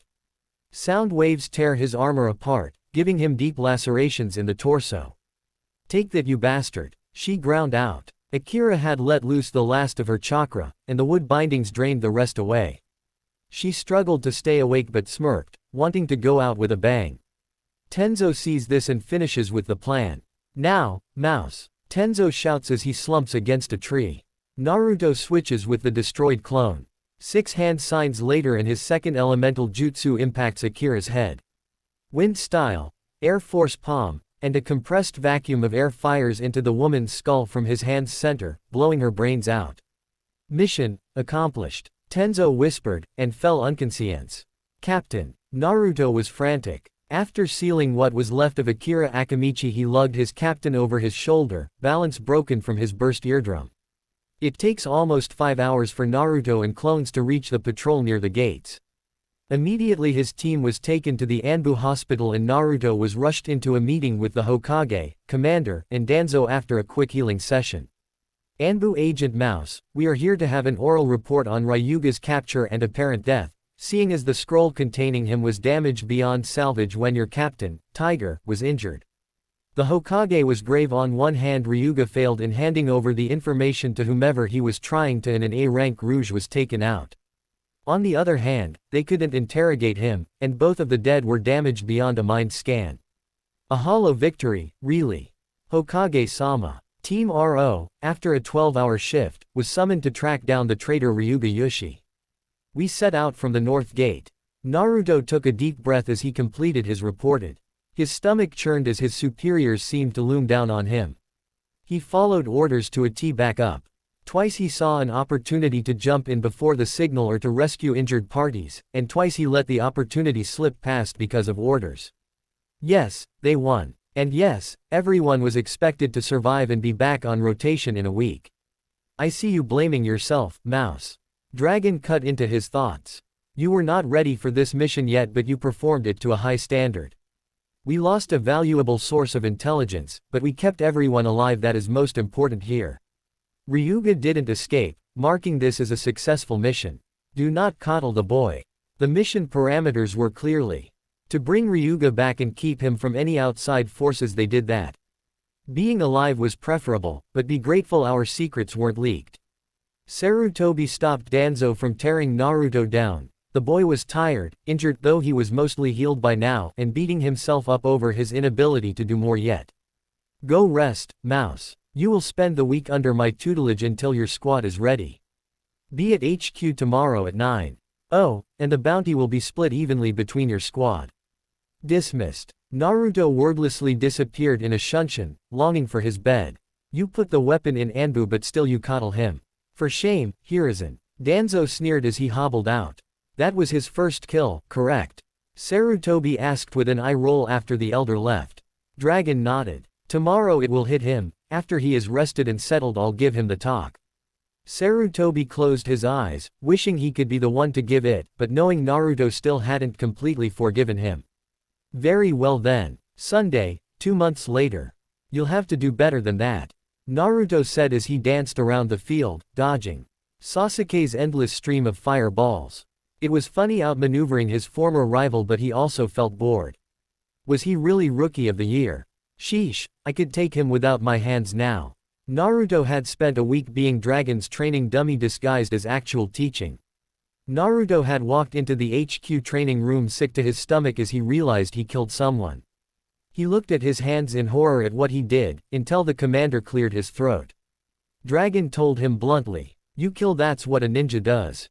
You didn't enjoy it, that is good, that means you're human, but grow up. Killing and dying for the village is a part of our job. Now prepare yourself, your mind this week." And without another word Naruto was sent flying with a punch. Hell Week had commenced. Dragon called it, dodge and speed training. Naruto had called it, being a dragon's Chutoi 101. That was 2 months ago, and since then his team had upped their training to prevent such a simple enemy outclassing them with an unexpected trick. Naruto used his reward money to bribe a medic Anbu in how to patch up wounds better. Tenzo almost died from blood loss, and Naruto apparently should have sutured the cuts and checked for concussion before moving any of them. The medic, another Hyuga, was pleased to see someone taking a further interest in first aid, as only captains had to take courses over it, and if the captain was out, many squads were screwed beyond the absolute basics as competent combat medics numbered less than 10 in the entire village. The others were basically doctors with a little ninja training. Naruto wasn't able to learn medical ninjutsu, but within a few weeks he could stitch, cauterize, and brace to just below battlefield standards in speed and quality. 3 bandit cleanups and a 2-week border assignment had forced Naruto to fully get over the killing as an absolute last resort feeling he had grown up within the academy. Many shinobi in peacetime could find ways to just capture or evade targets and rarely had to end lives. Anbu wasn't like that. Though the force spent a large amount of time as silent watchers inside the walls, they got their hands dirtier than most. Naruto learned to accept it over time. It helped that Hikaru took it upon himself to force Naruto to find a hobby. A small plant now greeted him after work every day from the living room window. Today, Naruto had gone to the training grounds for his tracking lessons only to find Kakashi-senpai waiting with his genin team, a pale boy he'd never talked to before, smiling creepily at him. Sasuke had taken one look at his black outfit and mask and smirked. As he was off duty and planned to go out to eat afterwards, Naruto had left his headband and emergency uniform sealed in a scroll in his pocket. No one but the Hokage and those above Chunin rank had caught on that the demon, became a shinobi. While not imperative for him to hide the fact, the promise of a ramen buffet from Tenzo if he managed to keep a low profile until the Chunin exams was plenty of motivation. Dobi. Trying to copy a ninja since you couldn't be one. In truth, Sasuke was curious. No one had seen Naruto since the graduation exam. One person swore they spotted him at Ichiraku's once 2 months ago, but nobody was sure. He had become a ghost. The Naruto standing in front of him was like a cat, slender, light on his feet, and deadly quiet. "Hello, Kakashi-senpai." Naruto chose to ignore his old schoolmates. He technically outranked them, and if he started insulting them, Tenzo would have his hide for setting a bad example. Even while on missions, he finds out. "Are they practicing with us?" "Hello, Naruto." "Yes, my cute little genin are starting tracking to prepare for the Chunin exams in 4 months. Naruto nodded in understanding. "The commander debriefed us on that last week. So many patrols and guard stations and we get the worst one," Naruto grumbled. Team RO was on second stage duty, meaning they were going to be stuck in Enko's personal playground. Captain Tenzo already had 2 practices a week scheduled in the forest to prepare and set up checkpoints. Kakashi winced slightly in mutual sympathy, not missing those days of monotonous watching of stupid genin play fighting. "You'll be fine," he reassured weakly, not believing himself for a second. Many Anbu tried to be put on medical leave or long-term missions when Konoha hosted the exams. But enough of that. "Naruto, you are going to be the target for these 3 today." Naruto narrowed his eyes at the genin while Sasuke and Sakura scoffed. "Like that baka could be anything special. I bet Sasuke will find him easily." Sakura shrieked loudly. "Why should I waste my time with them, senpai? If I'm here to be a target, then I would rather go and nap at home." Naruto turned to leave. "If you don't get caught, I'll teach you the second step to your wind manipulation." That stopped the young Anbu. He finally mastered the leaf-cutting exercise, but nobody knew or had time to tell him what the second stage was until after the Chunin exams. "And teach you a wind jutsu tonight." That did it. "Of course I'd like to help." "Welcome to hell, genin, and just try to catch me," Naruto said with a grin before Naruto was replaced with a log without any smoke or seals. Kakashi chuckled at his students. Well, 2 of them, the third was blank expressions. "Naruto is on a special assignment, so to say, which is why he isn't on a team and you haven't seen him," Kakashi answered the unspoken questions. When they paused to contemplate his words, the Jonin decided to motivate them. "Well, you have 2 hours, so I'd start tracking him. His specialty is traps, and tracking him will be difficult as his ears have become almost as good as an Inuzuka. And his chakra sensing will be Anbu level within the year." Went unsaid. Kakashi couldn't crush his students' hopes before they began. Watching his students dart into the forest, Kakashi hoped his plan to nip his students' egos in the bud would work.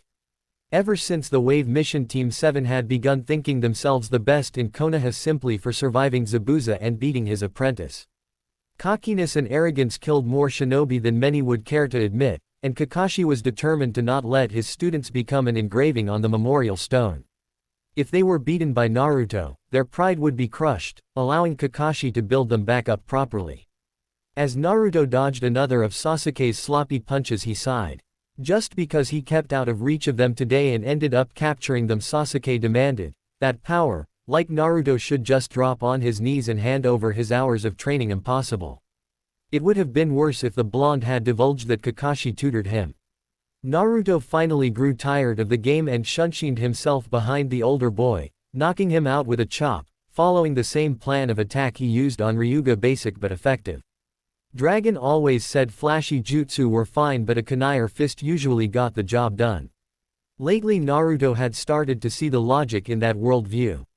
Sakura and Sai stood a bit speechless. Here was the dead last, taking out the top graduate with little effort. Sai was of course stronger than Sasuke, though he was ordered to only show it in emergencies, but he was still surprised.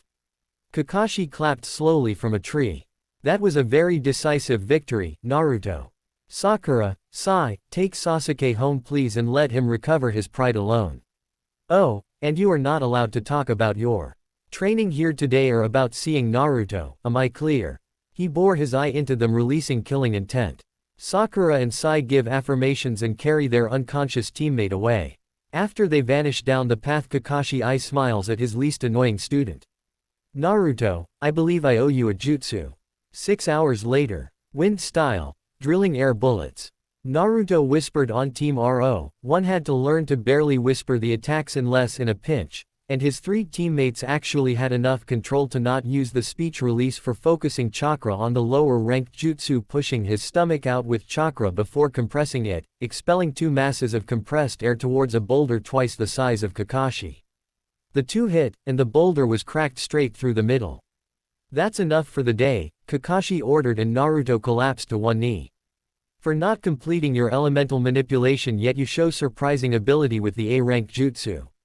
With practice and cutting the waterfall I'm sure you'll be able to get up to 6 bullets. Kakashi I smiled as Naruto groaned and fell face first into the dirt. Of course, using a stronger call would give you a cushion of control. He added. You know why I can't do that, but thanks, Naruto mumbled. I have tower patrol for the week so I can send clones out to work on the waterfall. He wasn't happy about being given the right corner position for the entire week. It was the only spot that required a constant stream of the chameleon jutsu. Yugao and Tenzo swore it was to make him master it, but Naruto suspected they were just too lazy to do it themselves. Hey, senpai, Naruto asked hesitantly after a moment. Kakashi gave the go-ahead motion. I asked the Hokage about my parents again and he said he didn't know about them, but he had that look in his eye, the one when he's lying to me, so I was wondering if you knew about them. Kakashi winced inside, hating himself for what he was about to do. I can't answer that, Naruto, so stop asking, he said harshly.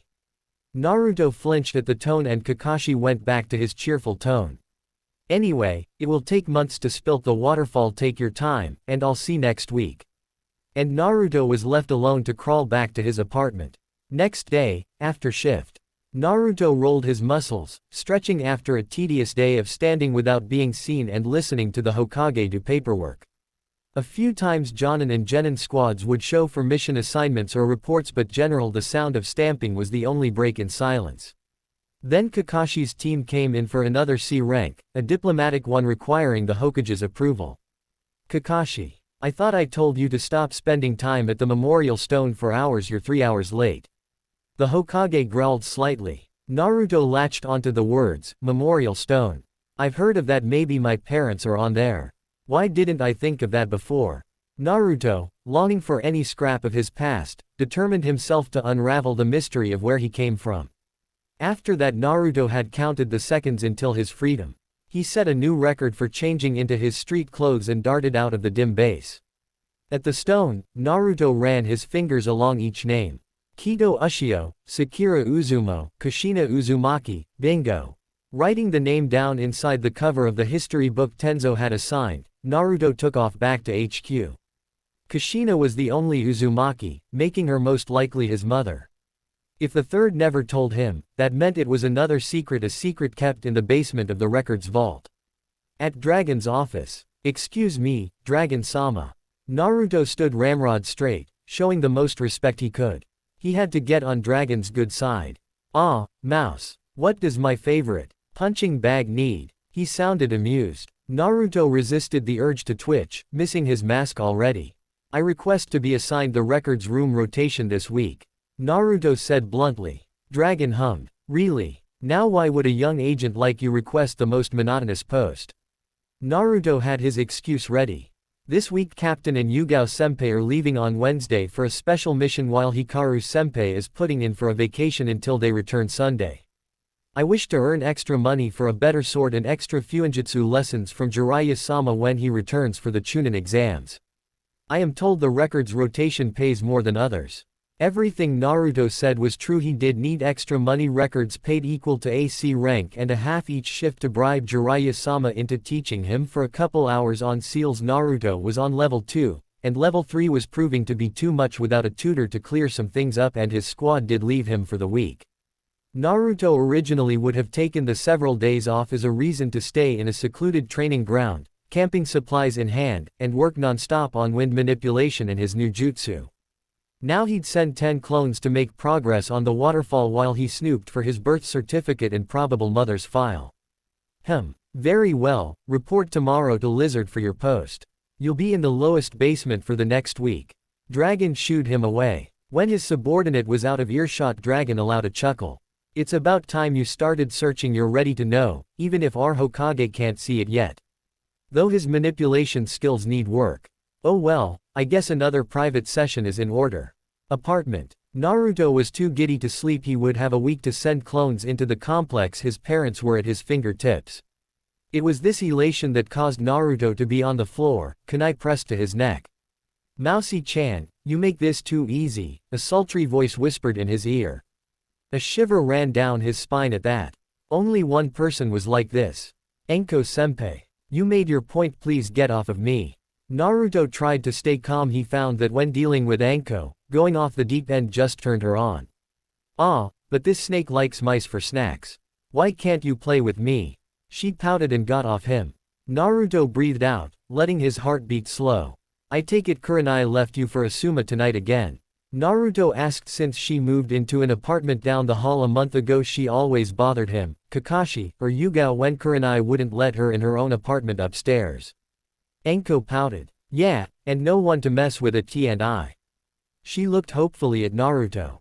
No, absolutely not. I won't pay for your dango. Or let you stay here tonight on my couch, even if you do swear it's more comfortable than yours. He made the X sign with his arms to emphasize his objection. What if I taught you how to make and use a sleeping poison this week so you won't have to buy them for missions? Damn it. He had been trying to decipher that recipe from the Common Poisons and Sleeping Toxins for Dummies book for weeks, but there was a reason poison makers were very rare, as he couldn't figure out the right mixture balance and kept killing the rats he bought for practice. Really, the fact that in Naruto most shinobi couldn't do a bit of everything made them little more than magical soldiers. Instead, they should all understand the basics of most areas, if only to save money on supplies.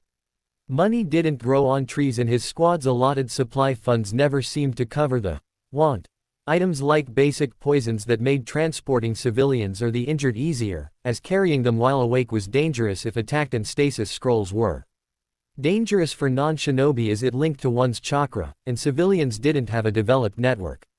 Team RO was lucky to not need to sedate anyone yet, because a pack of 3 needles cost more than a full C-rank mission.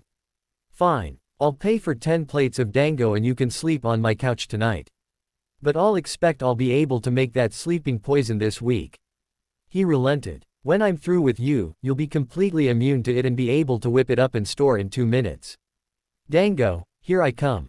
And she charged towards her favorite dango shop, Naruto over her shoulder. Next day, Records Tower. Agent Mouse, reporting for patrol duty of the Records Tower. Naruto greeted his temporary commanding officer, Lizard, looking straight ahead into the dimly lit office. Lizard glanced at him and the papers Naruto handed him. So you're the brat dragon promised me for the week. What did you do to get dumped down here? Lizard drawled. It was obvious he was bored. The talk of HQ was that 10 years ago the man was one of the top Anbu, one of the division captains. But then he received a debilitating injury, ensuring he'd never be an active shinobi again. Problem was, he knew too many secrets, and a lot of higher-ups wondered if letting him go would put the security of the village at risk. The council debated for days about having him killed, half-hearted, of course, but they were ninjas, or to just trust the man to never give out secrets or be kidnapped by another village for said secrets. The compromise. Captain Lizard became the bookkeeper, the man who knew every single grain of dirt on Konoha. He never had any family or real hobbies before, so he lived inside the complex, among the shadows of Konoha's darker side. Nothing sir, I just needed the extra money for intermediate sealing lessons. As an orphan, any extra skills I want to learn I need to pay for. Oh, sealing is an obscure art. Why would an Anbu wish to learn more than the basics? Lizard knew who Naruto was. Heck, he was one of the Anbu that found Naruto laying next to Kushina's corpse, and all of Naruto's records were kept in the basement. Dragon had suggested Naruto be given access to that level. About damn time in Lizard's humble opinion, but Naruto wouldn't know about his heritage until after he found the records, unless someone introduced him to the art. My captain recommended it and I am picking it up at a relatively quick pace. I am almost finished with level 2, but the barrier between level 2 and 3 makes learning without a tutor unwise. I already littered our training ground with enough potholes. But why would you waste your money on more lessons? The basics are more than enough for an Anbu squad, and I don't hear any desire to join the barrier corps. The reason the boy wanted to know more was obviously because sealing was in the Uzumaki blood, but that didn't mean Lizard couldn't mess with the brat. His day was monotonous and picking on youngsters always made his day brighter. I guess I just like it. Naruto couldn't really explain it. Sealing was just enjoyable, even when his shock tags kept exploding. Lizard seemed to be unimpressed.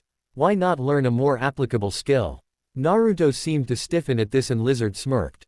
Degrade in Uzumaki's sealing and they lost it.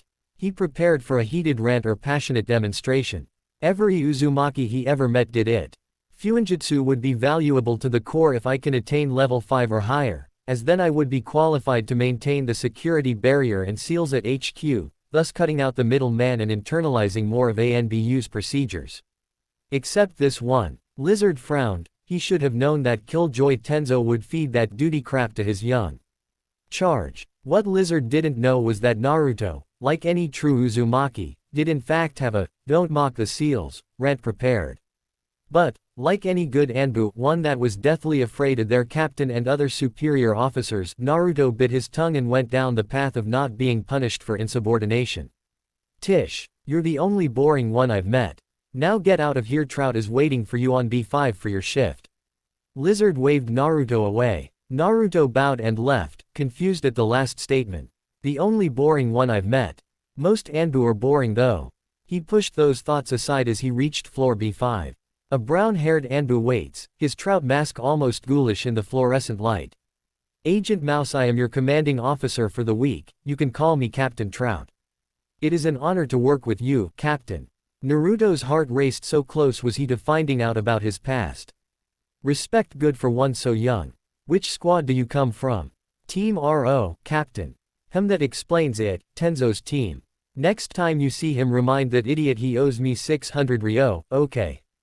Trout says offhandedly, like he really didn't care that Naruto's captain owed him so much money. Oh of course, sir. Best to go with the neutral route. Good, my little Kahai. He pats Naruto on the head, much to the blonde's hidden ire. Follow me, I'll teach you the ropes today and tomorrow you'll be assigned a sector to watch over. And with that, Naruto learned the ins and outs of Konoha's House of Secrets. That evening, Naruto trekked to Anko's playground, the Forest of Death, for his first poisons lesson, mainly how to properly gather the needed herbs and storing them to prevent spoilage long term. Gliding over the rooftops, Naruto focused on the small notebook in his hands, where he was carefully mapping out his plan for the rest of the week. From his time with Captain Trout, he had deduced that each Anbu was given half a floor to patrol and report any trouble in, as well as sweep dust to keep the files clean, though Trout said the mice were an ongoing problem to not bother with. Naruto figured that he would focus on his actual job while pairs of clones transformed into mice would work their way down, from the least restricted section to the darkest village secrets files. Naruto wasn't stupid. Reading his file could be excused, but digging into other files would result in having the QB extracted and put into another child, in other words, execution. So, the clones had orders to only open the boxes labeled Naruto Uzumaki, Kushina Uzumaki, and October 10th. Anything else was off limits. He could only hope that saved him if anyone ever figured out what he was doing. Arriving outside the tall, seal-enforced fence, because no way would Konoha have a simple playground-grade fence to keep out the tigers, leeches, and whatever other mythical beasts that lived there, he flared his chakra and waited for Anko. He had to spend hours every week with his squad in the hellhole. No way would he go in there alone. Hey, Mouse-chan. Welcome to paradise. Anko's exuberant greeting came from behind him and a kunai was at his jugular. Naruto flinched despite himself. Big mistake. Oh ho, I can smell your fear. I like it almost as much as I love your blood. A cut appears above his mask. Anko licks the liquid off of her kunai. I paid your dango tab for help with poisons, not seduction lessons. Naruto said. Anko sniggered but released him. Ah, is Little Mouse afraid of the big bad snake? Well anyway, let's go. The best species of poppy seeds and sleeping herbs are just up ahead. Anko jumped over the fence without a glance back, and after an eye roll Naruto followed. Over the following 3 hours Naruto learned the ingredients. For not just the sleeping drug, but also a paralyzing one. Anko insisted and found that the problem was what part of the plant he was gathering from the top leaves led to death if not treated, while the flowers on the ground of the plant just sedated the victim. Now, Mousy-chan, it's time for your immunity training, Enko said happily. Naruto paled and backed away. No, that's okay. I have patrol tomorrow anyway. He tried to reason, but Enko's grin turned viscous. And I know that shift isn't for 16-hour. The dose I'm giving will knock you out for 8 the first time. She sticks him with a senbon as he attempts flight. Don't worry, before the week is up you'll be immune to 3 times that amount. Her cackle was Naruto's last remembrance of lucidity. Last day of patrol. Naruto Uzumaki, born October 10 to Kushina Uzumaki and Minato Namikaze. Naruto sucked in a breath at that last name. The 4th Hokage was his father. He, the village scapegoat, was the son of their greatest hero. Oh, the irony. Blinking away tears, the young Anbu reads on through the thick box that told him the truth, from his birth to the decision to enlist him in Anbu.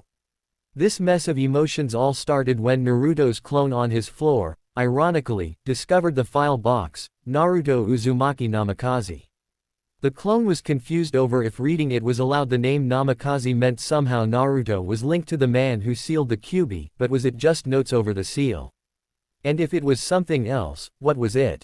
Dispelling its partner, the clone waited patiently, and when its creator arrived in a measured step it too dispelled, leaving the identity-searching boy to himself.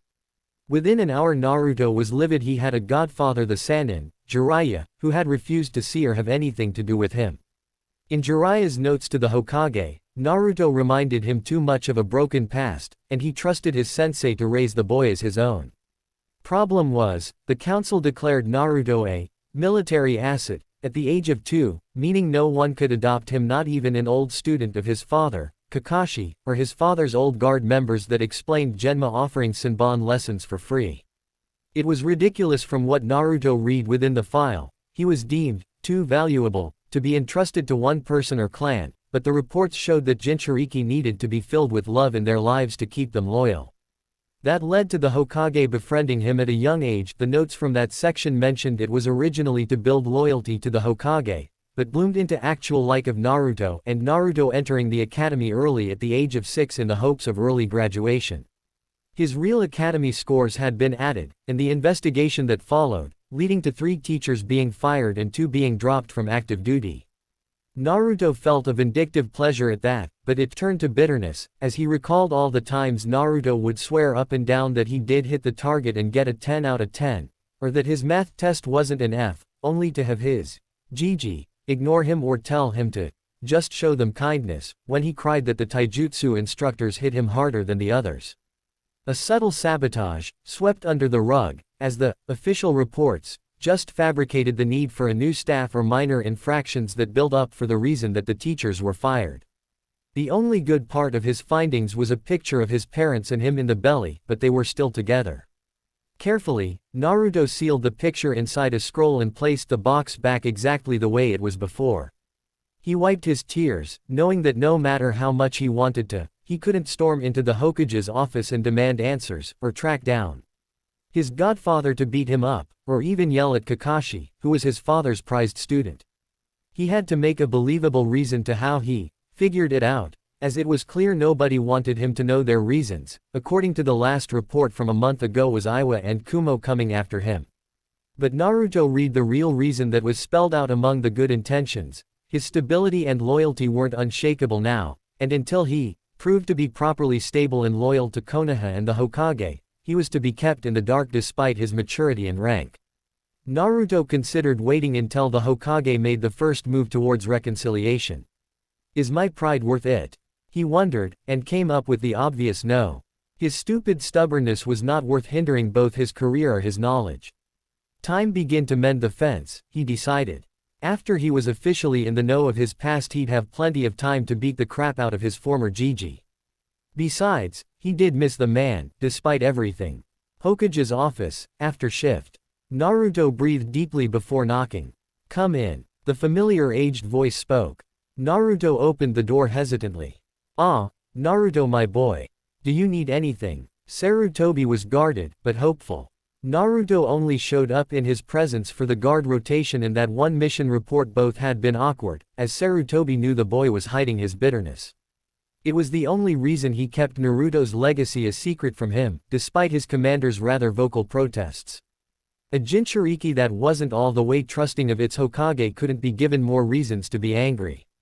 Once Naruto forgave him and calmed down, he'd take him aside and explain why it was for his own good. Kumo and Iwa were large threats and that his godfather was always out protecting the village from spies.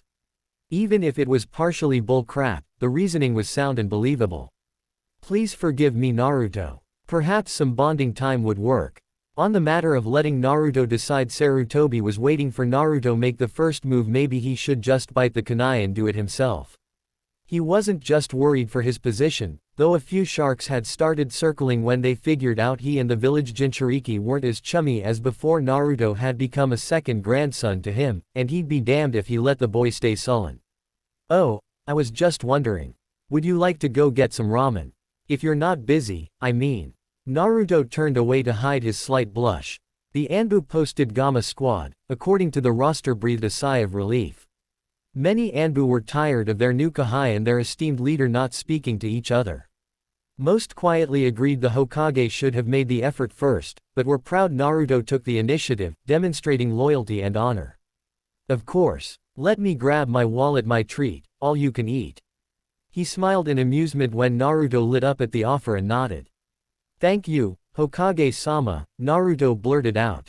He may have to bite down his pride and let his anger go mostly, at least, but he would never call him Gigi again, both for the principle and to escape his captain's wrath.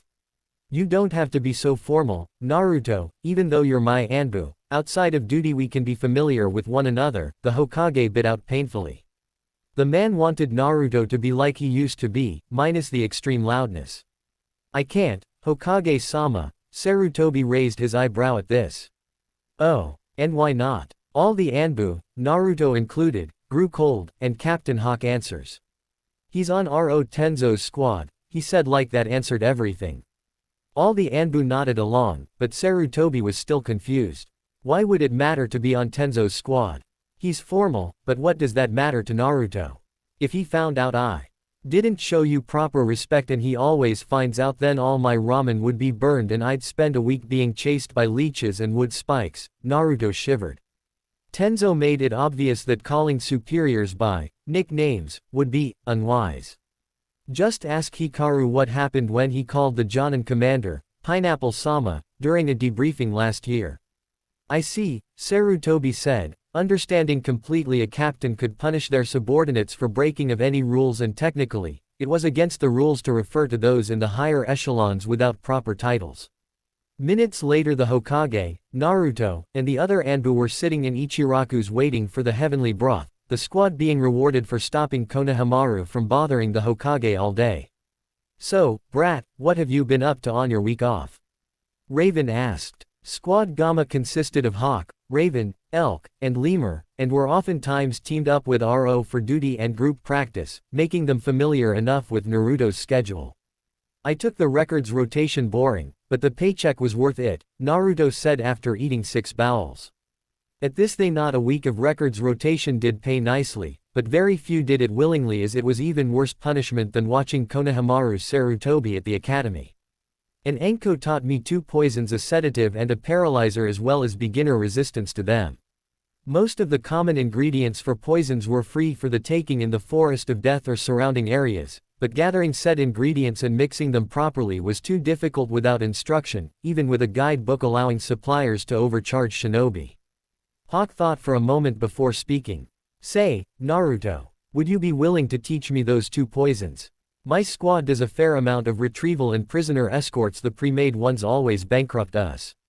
Sarutobi frowned slightly at this obvious hardship to his shinobi as he listened, but didn't interrupt, wanting to see how Naruto interacted with his comrades. Sure, if you teach me 2 of those advanced trapping knots. Naruto wasn't running a charity, and the 2 he was talking about were perfect for anchoring wire or rope in high-speed wind conditions, and seeing as Naruto had a wind element or could travel to the land of wind, it was needed but still be able to be activated with a touch of chakra to the lead string.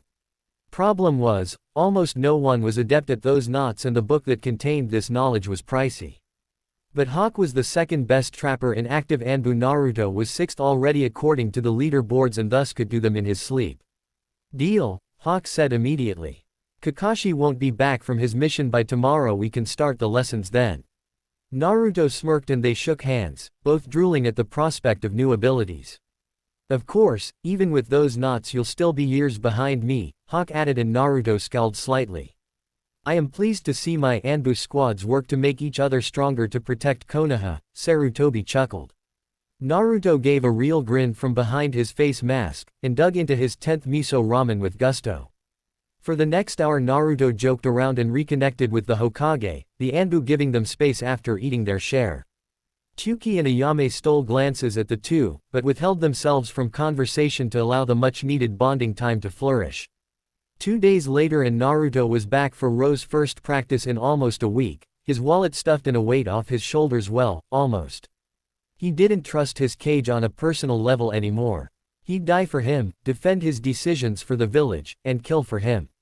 Trust him to tell him the truth? Hell no. The last few months had allowed Naruto to come to the conclusion that while, despite everything, he didn't hate Hiruzen Sarutobi and could rationalize his choices for the sake of the village, didn't mean the man wasn't going to incur his wrath later. The Hokage seat was most definitely not for him, and that he personally hated what the position made someone become. His dream of protecting his precious people and getting a ninja cat was noble enough for him. Thank you very much. I'm glad we're all here. I take it you two were productive. Tenzo asked, the ghoul face he was known for shining despite it being daylight. I did records rotation, learned 2 poisons, paralyzing and sedative to save our team budget, and my clones can almost make a dent into the waterfall, Naruto reported. Yugao ruffled his hair. That's great, Mouse. Those 2 will indeed save our wallets. I think you deserve some of my homemade brownies. Everyone else paled at that. Yugao was just as deadly with the kitchen as she was with the sword. Naruto smiled weakly. Of course, senpai. I'd love some of your brownies, to dump in the garbage. I lounged around for the week and regret nothing, Hikaru said bluntly. Tenzo rubbed the bridge of his nose. Hikaru was normally a hard worker, but at times he resembled either a Nara or a hyperactive toddler. Well, Wolf, I'm truly glad you relaxed the whole time, Tenzo said, sounding the opposite. Today we'll be working on combination attacks and underground battle maneuvers, as I noticed on my mission that most can't fight effectively in cramped passageways where jutsu is unwise and many formations have to be altered. To fix that we'll be learning them today and then taking the sewer shift to practice. Naruto bit back a groan. The sewers had to be combed through every month to check for any activity or traces of intruders. Rarely did a captain request that particular job, and never was it done for training. Oh, and Wolf. Tenzo smiled placidly. Yes, Captain. I took the liberty of putting you in the corner for the next 5 office rotations. I hope you don't mind the extra training. Not at all, Captain. I live for it, Wolf replied dryly. Perhaps he should have lied and said he read the beginner medical scrolls he bought. No, the man has eyes everywhere. 3 Tuesdays later, bi-monthly gambling night. Civilians and lower-ranked ninja unwind away from their teammates after spending hours of every day with each other. It was common for shinobi and civilians in some cases to lead 2 groups of friendship, the on-duty one where ninja would die for their teammates, and the off-duty acquaintances that never became more than skin-deep. Once one reached Jonin level, however, they realized sticking with those you would take a kunai for made for a much more relaxing downtime. Many Jonin associated with only other Jonin, Anbu, and the few up-and-coming Chunin. It allowed them to vent about the scumbags on their last A-rank seduction mission or whine about the Hokage assigning a squad too many assassination missions in a month, causing the squad to contemplate whining like genin for something new. It was this comradeship that kept each one sane and voluntarily hanging out with their teams away from work more times than not. This was the scene Anbu Squad RO was participating in with others of their station. Naruto stared at his target with calculating eyes, who stared back at him through the dragon mask.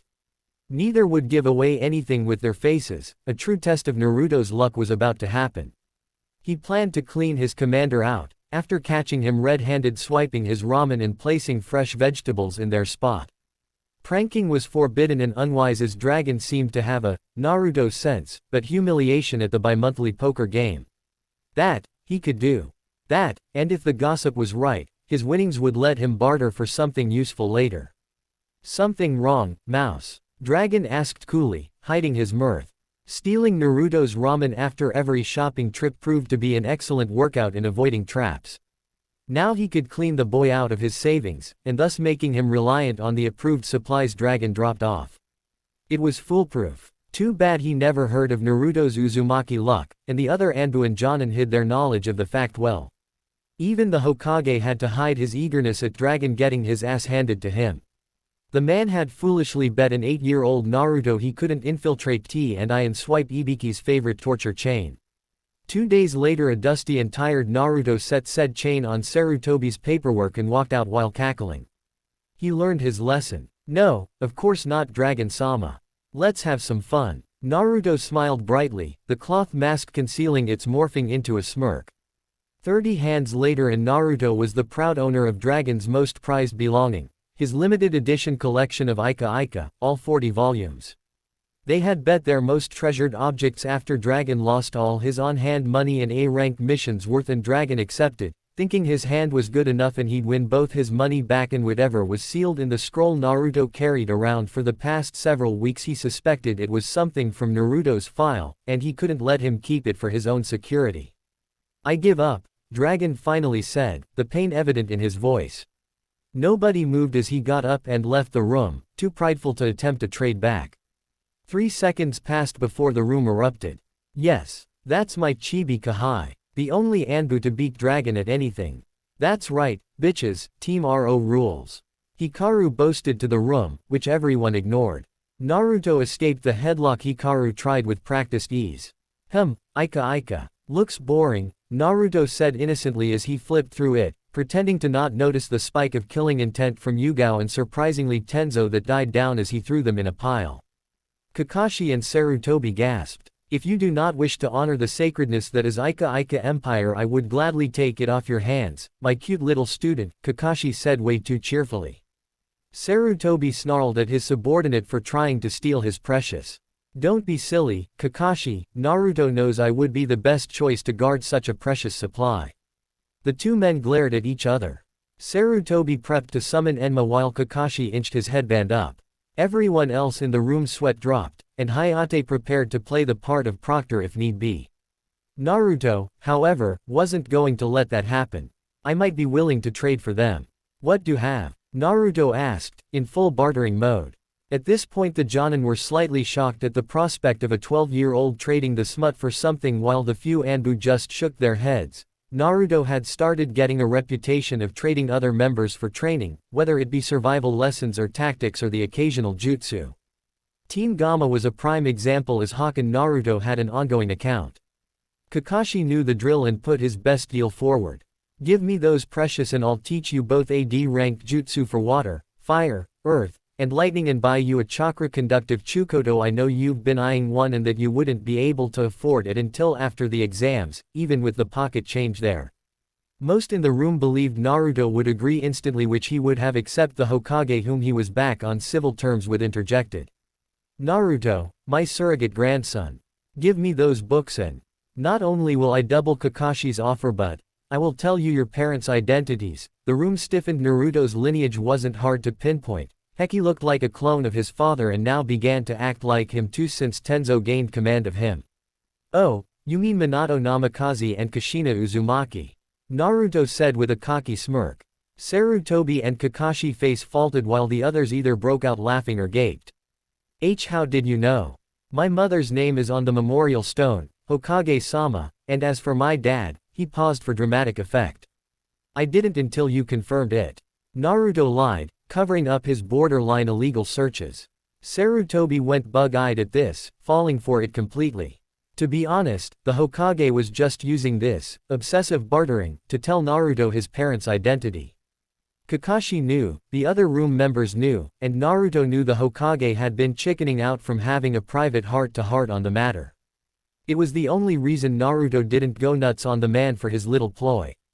Kakashi chuckled, remembering another blonde who had a flair for making higher-ups tell him what he wanted to know without lifting a finger. But you know, Hokage-sama, I'll accept Kakashi-senpai's deal and you'll still be giving me everything you offered minus the information. Why would I do that? Sarutobi demanded, miffed at being outmaneuvered, and still peeved at himself for not being able to work himself up to have a private conversation with Naruto. Naruto inspected his nails. Oh, just because if you do I'll train you in the art of defeating paperwork. He pulled out his trump card, which he would have used soon to discover his parents' identities soon enough anyway, now it could be put towards more training. Sarutobi was at his side, bowing down. Please, teach me, Naruto-sensei. Very well, my young grasshopper, shadow clones. Now you can train me after the Chunin exams. Kakashi-senpai, I'll see you Sunday where we can learn a jutsu or two a week. I'll have the Anbu supply store put my weapons on your tab, now I can have a backup Chukoto. Oh, and don't worry, I forgive you, I will be pranking you non-stop after the Chunin exams, but I forgive you, as long as tomorrow I can talk to you privately about it. I have early office guarding, Sayane. And he shunshined away before anyone could get a word in. 5 minutes later Sarutobi smiles gently and then chuckles. He wants to talk tomorrow. And he forgave me. Maybe there is hope for me yet, even if I will have to go through his vindictive side of pranks first. Excuse me, I have paperwork to give to clones. And the god of shinobi follows his surrogate grandson's example, leaving behind a stunned crowd. Does anyone else feel inferior to the 12-year we could all beat into next week with our hands tied behind our back? Gemma manages after a moment. Absolutely, was the unanimous reply. Hikaru felt the need to soothe their prides a tiny bit. If it makes you feel any better, we'd have to fight him with only one hand restrained. He graduated from no hands last week. He joked. Somehow that made them feel worse. Naruto's apartment. Naruto lay awake, giddy but saddened by the night. On one hand, he not only confirmed his parents' identities and set up the basis for any revenge pranks, but he got 8 new jutsu in the making. Being a Jinchuriki had the perk of having enough chakra to perform a variety of jutsu from every element, even those opposite in nature. On the other hand, he had expected a different scenario for his heritage reveal, something more heartfelt. At least he had a meeting tomorrow to talk to the Hokage about it in private. The last few months had been the highlight of Naruto's life. No one looked down on him except some older Anbu from the other squads, but Dragon put that to rest quickly during the first inter-squad training day. Tenzo told him last week how they were ordered to steer Naruto away from the village's eye while on the 3-month grace period. Team RO all looked guilty at that and believed Naruto would hold a grudge over it. He didn't. In fact, Naruto only snuck away to Ichiraku's occasionally now, much to Dragon's ire, who for some reason detested his habit. Otherwise, he shopped, ate, and hung out at the upper-level shinobi-only establishments, becoming a part of the older generation of shinobi's circle, realizing it was overall better than his life before with civilians and younger shinobi. Many hardly gave him a second glance now after Hikaru had paraded Naruto around the hot spots 2 weeks after his enlistment. His life was just beginning to settle before tonight happened. Knock, knock. Naruto, I know you're up. I'm coming in. Kakashi's muffled voice grows distinct as he works his way to Naruto's bedroom. Entering quietly, the copy ninja takes in the slightly messy room and quarter-filled bookcase. On it were novels on everything from chakra control to a few comics. There was even a lone cookbook for shinobi. I see you took up reading, he asked, a bit surprised. Naruto wasn't exactly the most studious ninja based on his academy records. For his part, Naruto glared, and in the moonlight it was terrifying to see those ice blue eyes almost glow. I always liked to read, senpai, I just never had enough money to afford more than a couple before the yearly break, and on my birthday would destroy them. My academy grades were falsified. I made A's and B's on every test for the last 2 years, but Mizuki graded for Iruka. What went unsaid was him changing the papers out, and Kakashi winced at his own stupidity. It's okay, I know it will take years before people see me as more than a failure, and my prankster reputation didn't help things. Hey, you do have a larger vocabulary now than a few months ago, Kakashi commented.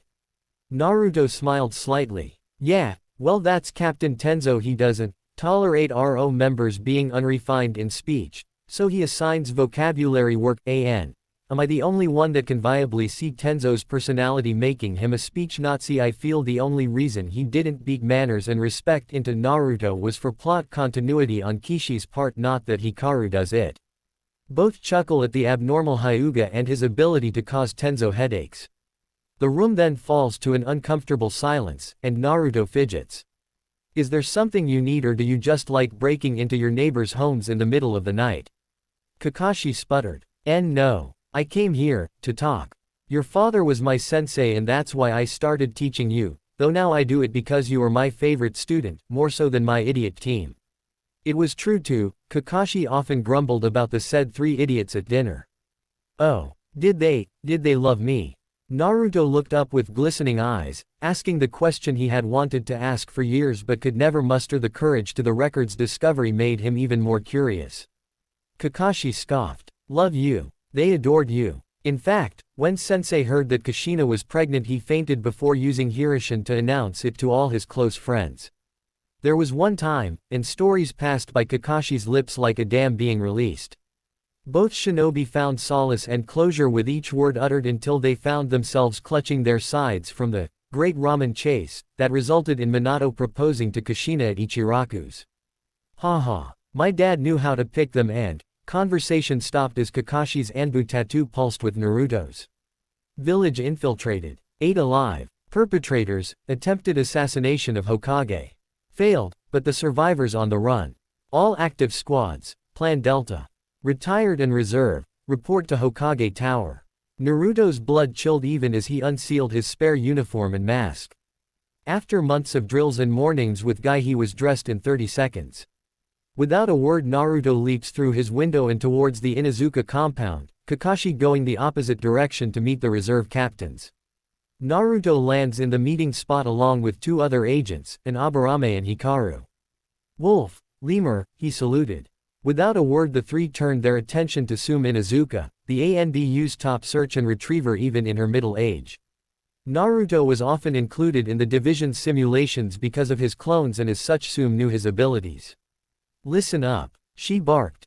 8 ninjas wearing scratched headbands of Kiri escaped through the eastern forest after a failed ambush of Hokage-sama on his way home after a stroll. His guards were knocked unconscious. We managed to kill 10 of them, so these 8 are the stragglers. Everyone, to your assigned teams for this, Mouse, 200 clones, 3 for each team, and the rest as pursuers.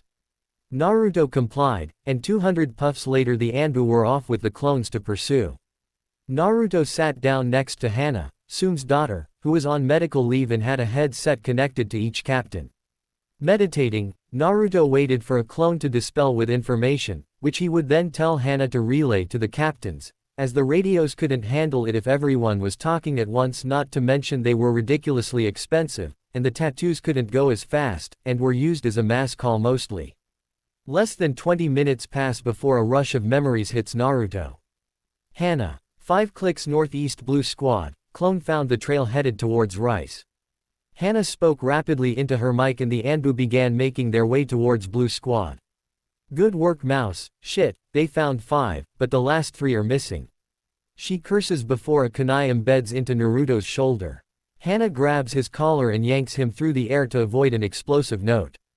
A ninja with a slashed Kiri headband lands opposite of them, holding an unconscious and beaten Sasuke Uchiha. The other 2 at his side stepped forward, ready for a fight. I think we found the missing 3, Naruto commented dryly. Hana glared. No dip, mutt. These 3 smell at least Chunin level 2. Damn, the whole clan and Anbu are out, and my Ninken joined in. Their backup at the tower was on their way, but still 6 minutes out, and the non-tracker Anbu were sweeping other, further away places of interest for sabotage or stragglers. We just have to hold them for 6 minutes, I'm sure we can do it. Here is what I think will work. Captain taught me this strategy during shogi, Naruto whispered.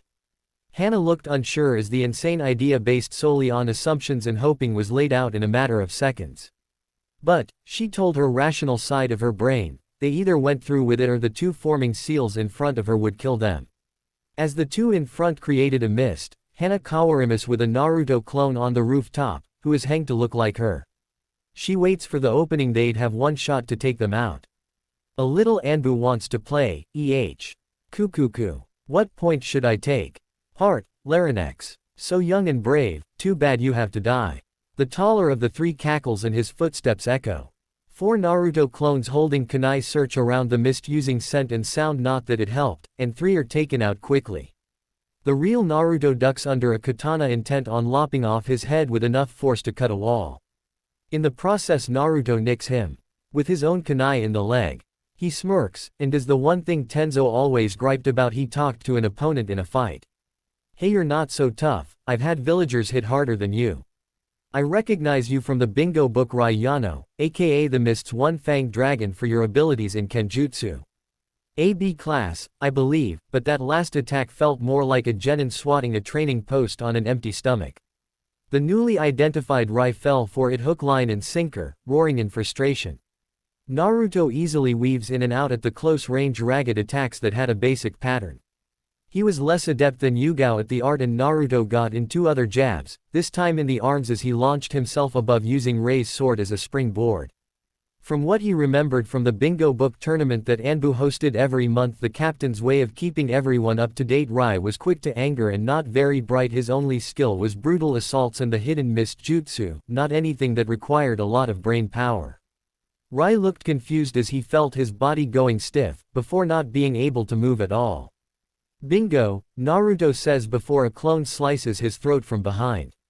Naruto goes through a few seals, releasing a wind style. Great breakthrough. The already weakening mist is blown away completely, allowing Hana her shot. Gatsuga, even without her partners, her drill attack hits the second one easily, as a clone had sliced his hand before being expelled, and he was under the short-term paralysis. The third one looks slightly nervous as he held the Uchiha. Don't come any closer or I'll slit his throat. I swear I'll do it. Let me go and all." His eyes widen and he screams as a Chidori is slammed through his chest. A murderous-looking Kakashi appears from behind, snatching his student away. Without a glance he's off to take Sasuke to the hospital. Several of the reserve and active Anbu surround Hana and her kill, while Dragon and Tenzo land in front of Naruto, who is winding down from the adrenaline. "Mouse report," Dragon commands, snapping Naruto back to the situation. "After we relayed my clone's findings, it became clear that there were 3 missing from the group. When a kunai hit my shoulder," here Naruto winced at the memory. "A medic wordlessly healed the wound that was rapidly closing on its own. Hana prevented me from potential injury from an explosive note. The enemy, who were holding Sasuke Uchiha hostage, created a mist and tried that silent killing thing Kakashi-senpai told me about after his wave mission anyway. Hana waited on the roof while I got both fighters. The third hung back with kunai soaked in the paralyzing poison. It worked, and I was able to distract Rai from the poison until it took effect and killed him. Hana got hers as well after I blew the mist away, while Kakashi-senpai took out the third member, taking Sasuke to the hospital, I believe. While that worked fine, I remember that strategy being a group effort, not a solo one. Mouse. If they had an immunity to the paralysis or were intelligent, then we would have died."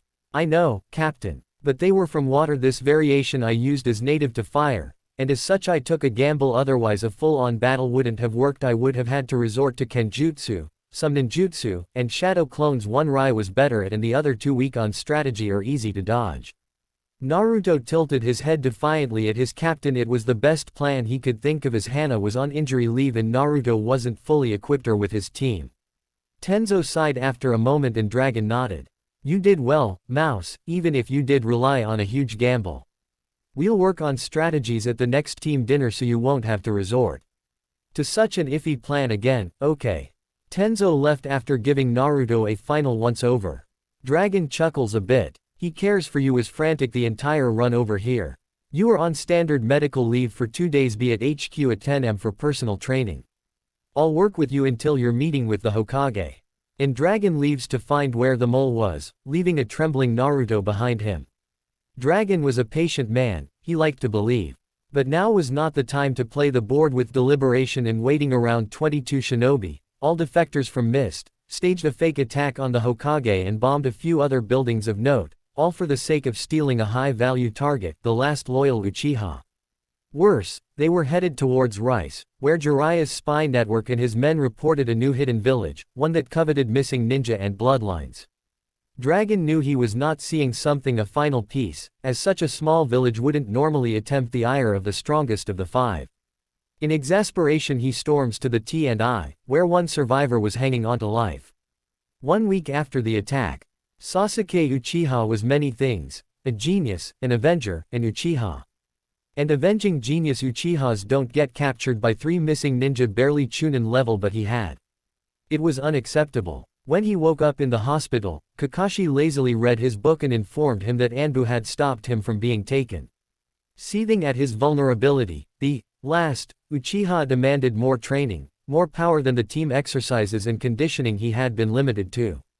Kakashi just smiled, patted him on the head, and told him powerful jutsu weren't the answer, that the Anbu who took down the leader just used shadow clones, poison, and AC rank jutsu. Sasuke scoffed at that and left the hospital to train on his own, spending his week off at the Uchiha training grounds. I need to get stronger to beat him.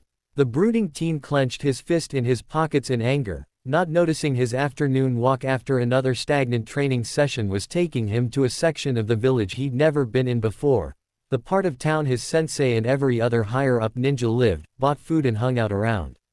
No civilians and most shinobi under Chunin level knew about it. Heck, Sasuke only knew about it because he lived with an Anbu for a month after the massacre. No way a recently orphaned 7-year-old would live alone right away, not when he no doubt had no way of knowing how to do simple things like cooking, cleaning, etc. His thoughts lost in the past, Sasuke almost missed a certain blonde-haired dead last walking slowly through the streets, a limp in his step and blood splattered on his face. Almost is the key word. He's gotten stronger. I need that power. Hey, I have the Sharingan, I'll fight him and steal that power. A dead last doesn't need it anyway, I bet he got an office job or hospital post. Those losers don't need power like an Avenger. Naruto was exhausted, relieved, but exhausted. A simple escort of the daimyo from the capital to Konoha turned almost deadly when a pack of 7 missing ninja, this time with mixed Iwa and Kiri headbands, had attacked the caravan holding the daimyo, well, the decoy anyway. In reality, Team RO was escorting the daimyos double while Gamma and 2 other squads took the real daimyo of fire on an alternate route which wove underground at times. They defeated the bastards with only minor injuries by Naruto's standards anyway. Hikaru kept insisting Naruto be carried when he sprained his ankle in a roundhouse kick. When they returned to Konoha with the bodies, the higher-ups congratulated them on their work, but everyone in RO got the impression they weren't happy none were taken alive. It made proving their likely affiliation with the newly discovered Otogakure nigh impossible. That was almost a day ago and Naruto was off until noon tomorrow. Until then, the exhausted Anbu had plans to secure his apartment, shower, and sleep with his newly made sound barrier seals and privacy seals. Months of work would pay off, as Guy's voice was not something one could learn to tune out. That was Naruto's plan. Before the Uchiha he saved not that he would ever know stopped him on the street. Fight me, idiot, Sasuke demanded arrogantly. Naruto looked the brat, for Sasuke Uchiha was very much a brat in Naruto's eyes now and stared at him with tired eyes. No, he said simply and attempted to step around the older boy. Scared, you will fight me, Sasuke said and blocked his path again. Naruto sighed, wishing he had agreed to go get sushi with Hayate and Yugao now, or even the hot springs with Hikaru. He idly wondered if this was karma for slipping away from his comrades. Nah, not even karma is this cruel. I just got back from a mission, I'm tired and have no time for you, leave. His voice was cold but Naruto didn't care. He had a, hopefully still hidden, ramen stash waiting for him and warm shower calling. Sasuke grinded his teeth. He didn't used to be this unhinged, but the last time he saw Naruto had showed him how far behind he was falling, if a loser could overtake him. If you won't fight me willingly, I'll make you. Fire style, fire dragon jutsu. He snarled. Naruto's eyes widened slightly at this. Sasuke believed it was because he was impressed or scared, and smirked. No, however, the real reason Naruto's eyes widened was his disbelief at Sasuke's stupidity. He replaces himself with a trash can from a nearby alley. You moron. Fighting between comrades in the village streets is prohibited. Naruto shouted in anger. The Sasuke he knew would never be so stupid, but when Naruto saw his eyes filled with lust for power he groaned. The reports of the Uchiha becoming a flight risk in his search to kill Itachi were not exaggerated. Sasuke prepares another attack, when he suddenly slumps down. Anko, dango in hand, glares down at the boy in disgust. Foolish maggot. Naruto, you alright? She asks. Naruto nods. Yes, he was no threat, but thanks. What should we do with him? Naruto asked. Normally a shinobi who pulled such a stunt would spend the night at T&I to cool off, be interrogated, and then taken to the Hokage for punishment. With the Uchiha, though, it was likely nothing would happen. Enko snorted at Naruto's question. He'll get the same treatment as everyone else, the Hokage doesn't care if he is the last of his bloodline. Weren't you the one who told me the old geezer promised that the village comes before any individual? Isn't that what he told you during your talks? Naruto winced a bit at his own unsaid accusations. He had patched things up with the Hokage completely when they had their heart-to-heart, and Naruto made him wear orange all day and rubbed his hair sheepishly. Sorry, you're right.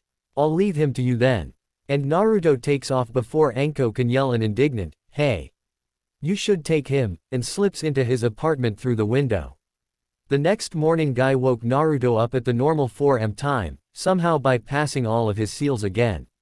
Yosh, my youthful morning student. Let us bask in our youth and discover what the springtime of youth has in store for us today. We shall spend the morning together before your youthful shift starts. Guy shouted in Naruto's tiny room, his flailing arm almost knocking over the bookcase. Naruto blinked blearily. What did you say? He mumbled through his mask. He never did get a shower as Enko showed up demanding dango after. He checked his traps and fed the plant, and thus was still wearing what he had on yesterday, making him seem more like Kakashi than ever. Oh, you're too hip and cool, mini Kakashi. Never fear, I shall show you the way back to youthfulness.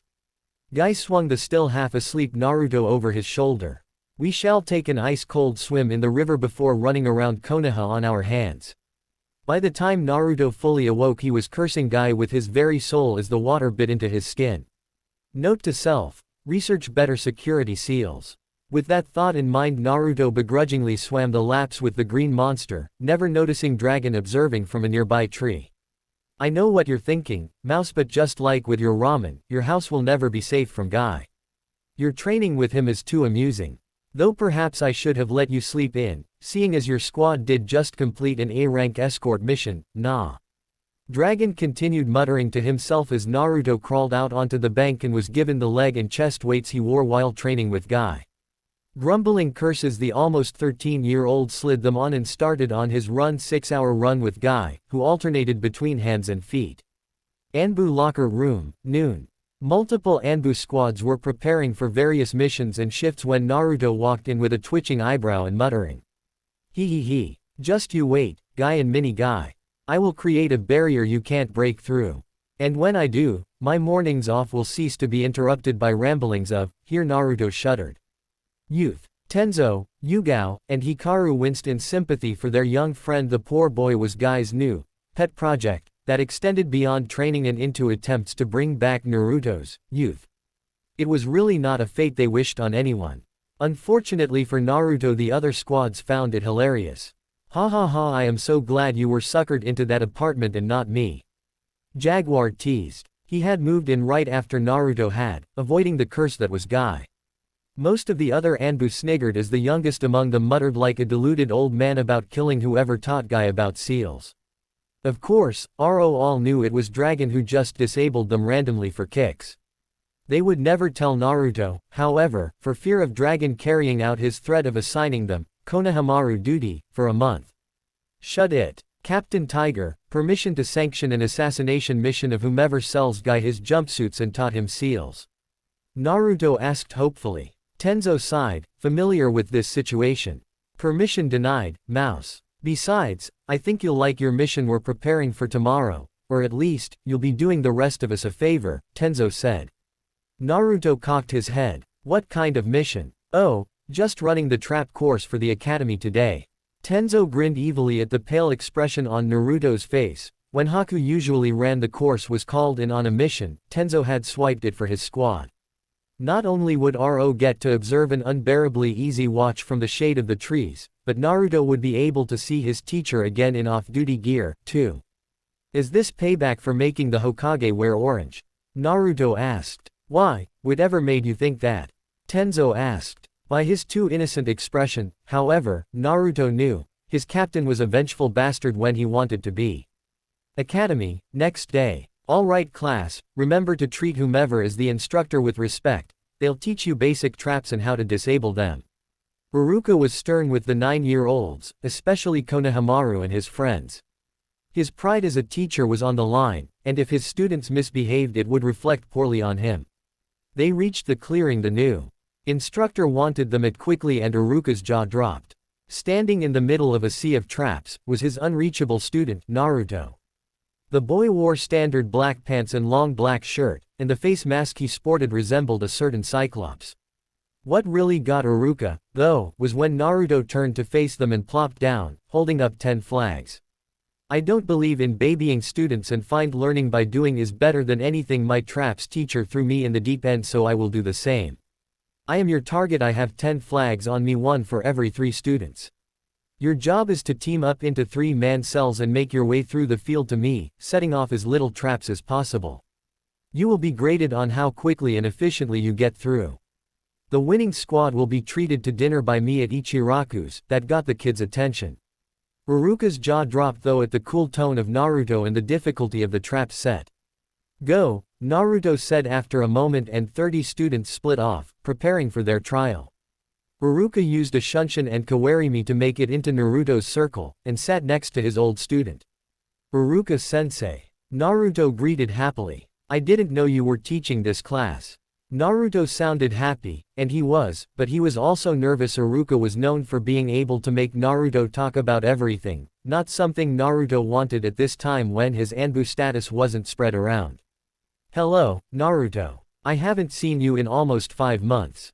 Where have you been? Uruka asked crossly. The Chunin was both ecstatic and pissed at his former student. Hey, special assignment and all that, pretty boring most of the time. I was asked to take over for the Anbu today, so that's why this course isn't as detailed as I like, Naruto apologized sheepishly. Uruka gaped at him, flabbergasted that this monster of a test wasn't the final product and forgetting about Naruto's situation in the moment, just like Naruto hoped for. What do you mean, as detailed as you'd like?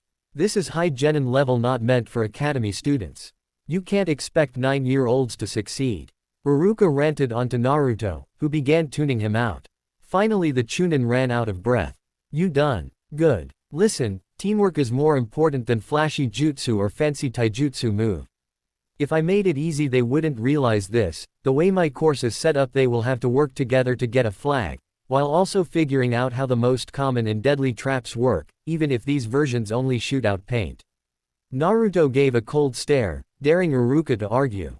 He'd seen the genin squads and their high mortality rate on missions when their teamwork and basic knowledge was lacking, versus the Anbu squads whose teamwork saved both the ninja and the missions constantly. If being harsh now prevented even one genin death, Naruto viewed this as a mission complete. Uruka looked at Naruto in pride.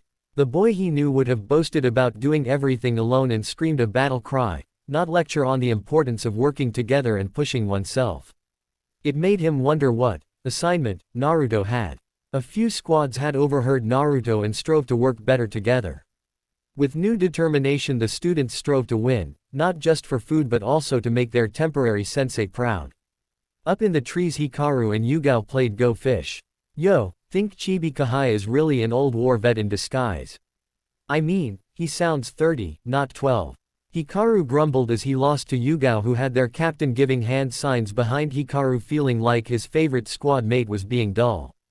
No, idiot mouse is just growing up, something you could learn from. Yugao admonished. She was proud of Naruto for his maturity as of late. She was no longer worried of having 2 Hikarus on RO. What's so bad about being childish sometimes? We accepted this mission so Mouse can hang out with his old teacher, not lecture. Tenzo sighed as the recent bickering topic started up. Stop it, both of you. Tenzo ordered. His brain couldn't handle another argument over Naruto's personality. Wolf, Mouse is on a mission, an easy one, sure, but still a mission, and is such as in the mission mode we taught him. At this Yugao looks smug.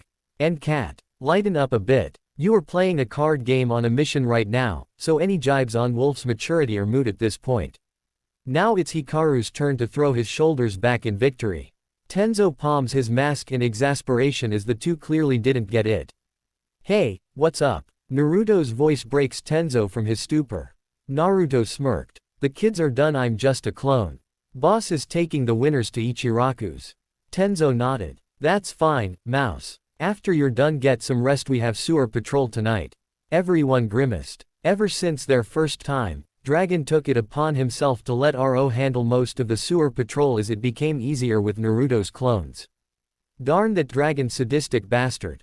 See you in a few hours, and he poofed away. That night. This sucks, Hikaru said as they made their way through the tunnels, not bothering to follow the silent unless necessary rule.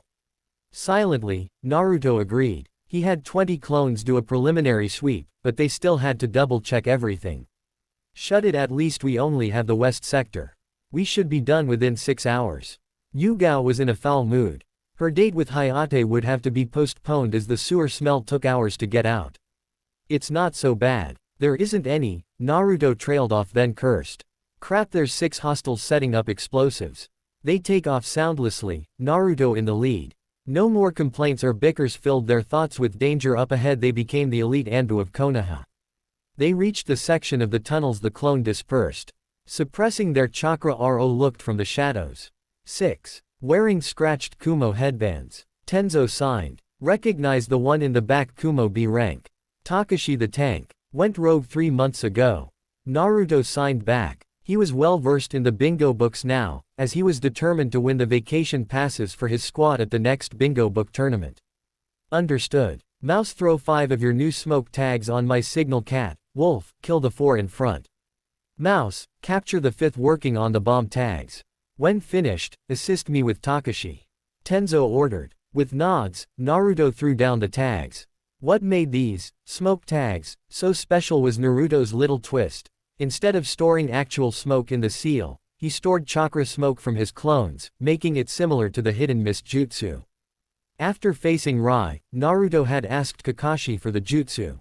After trying it, it became clear that even with it being technically a D-rank jutsu, for Naruto to use it he'd have to develop a water affinity to perform it with any degree of effectiveness, which Kakashi wouldn't teach him before his wind manipulation was complete, still weeks away, even with clones. To make up for the lack, Naruto altered the standard smoke tag a bit. After accidentally sealing an annoying clone into the matrix, Naruto set it off in frustration, only to grin maniacally when his apartment was filled with a thin smoke. Now, each tag held 20 clones worth of chakra smoke, which lingered longer and blocked sensors and smell, not just sight. Once the tags released a mountain of smoke, Hikaru and Yugao took off, making the 4 in front fell, all of whom were genin level. Naruto went over near his target, who was frantically attempting to finish his seal but kept making mistakes. Dropping down behind, Naruto took a deep breath and tried out his new jutsu from Kakashi. Earth style, headhunter jutsu. He whispered, screams of the enemy covering the noise, and sank into the ground. It wasn't perfect, but Naruto couldn't use destructive jutsu in close quarters or risk the man a short balding chunin with a sloppily slashed headband. Under the ground, Naruto's hands shoot out and grab the ankles. Pulling down with all his might, the man lets out a startled yelp as he finds himself neck-deep in earth. Naruto reappears behind him and knocks him out with the hilt of his new Chukoto. Opening the prisoner stasis scroll, Naruto quickly seals the unconscious man in, silently grumbling that his last scroll was used. Prisoner stasis scrolls were expensive, and it took a level 4 to make. Die, Konoha scum. A voice Naruto could only assume was Takeshi rang out. Naruto turns to see his captain and teammates having little trouble with the hulk of the man. Takeshi was powerful with his earth release, but Yugao had cut off one of his hands, making most jutsu impossible. Earth style, mud wave. Or not. Jumping up to the ceiling, Team RO avoids the floor becoming a disgusting river of sewage and dirt. Yugao and Tenzo give a familiar hand sign and Naruto grins behind his mask. He loved this combo, even if it was insanely difficult. Naruto made 3 clones who shunshined in a triangle formation around Takeshi. The man draws a kunai and slices toward one. At that moment Yugao switched with the clone and blocks the strike. While he's distracted with holding off her sword, Tenzo switched with the one of the left and stabbed the man with a wooden spike from his arm. Naruto then finished it behind them, his Chukoto laced in wind chakra to decapitate the man. The mud hardened, no longer fed by chakra, and Squad RO lands around the body. Good work, Tenzo praised, slightly winded. He had engaged in a taijutsu match with the target, as at first neither wanted to damage the area, though for different reasons. HQ has already sent backup to disable any other threats. Mouse, are you able to dismantle this areas? Naruto studied the matrix on the wall carefully. It was obviously made to be let off domino style, and so he'd have to go dismantle them one at a time. It would take hours. I can, Captain. It will take hours, but I can do it. Tenzo nodded. Good, then we don't have to wait for anyone to come. Take care of this section, we'll guard you. With a sigh, Naruto started on the first tag, slowly unraveling the seal. It ended up taking half a day before Naruto finished the last glued-on tag only because 3 other sections had a domino-style chain as well. Finally done, Naruto rolled his shoulders and turned to his captain. Finished. Please tell me we are off duty now, he begged. Tenzo shook his head. Sorry, but all Jonin and Anbu are to report to the war room for a debriefing. The one you caught cracked. Naruto perked up a bit at that. Finally they had information. 10 minutes later Ro found their place on the ceiling, the room too full for the late arrivals. No one talked much, even Guy, kneeling next to Kakashi in the front row, barely whispered. We can now begin, the Hokage breathed, and the already grim room went deathly quiet. Last night Anbu discovered another group of missing nin, this time all from Kumo, setting up a chain of bombs in the underground sewers on a routine sweep. They killed 5 of the perpetrators, one of whom was a B rank in our bingo books, and captured 1. Ibiki and Inoichi uncovered their motive and origin. Most stiffened at what he said next. They were working for Otogakure, the budding village in rice we've been searching for. It appears they were promised entrance to the village if they managed to collapse the western sector and then capture an unsealed Byakugan or Sharingan user. Outrage from the Jonin filled the room. We should destroy them. How dare this startup try and take Konoha? Silence. Sarutobi ordered. We cannot prove anything yet and we don't know who this new village has sided with. Furthermore, they have sent an official request to participate in the Chunin exams taking place in 3 months. I accepted. Hokage-sama, is that wise? Ebisu spoke. Naruto observed the stuck-up Jonin, familiar with him from a trivia night. The man was a walking textbook but never thought outside the box. Case in point, he didn't see the reasoning of the Hokage's position. Yes, Ebisu, it is. This way we have them in a position that when for there is clearly no, if they try something, we will be under full rights to crush them under the great tree of Konoha. Furthermore, I have already decided that Teams 7 and 8 will be required to be in the exams. Kakashi nodded at his leader but Kurenai was indignant. Hokage-sama, you plan to use Hinata as bait. She's not ready. Kurenai argued. In truth before today she would have loved to have Hinata in the exams to toughen her up but not now. She is a kunoichi, as are you. My word is final.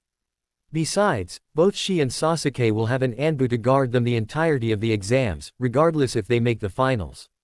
Whispers went around, as having Anbu guarding a particular person bordered on messing with the exam. Kakashi spoke up. Who will be watching our genin, Hokage-sama?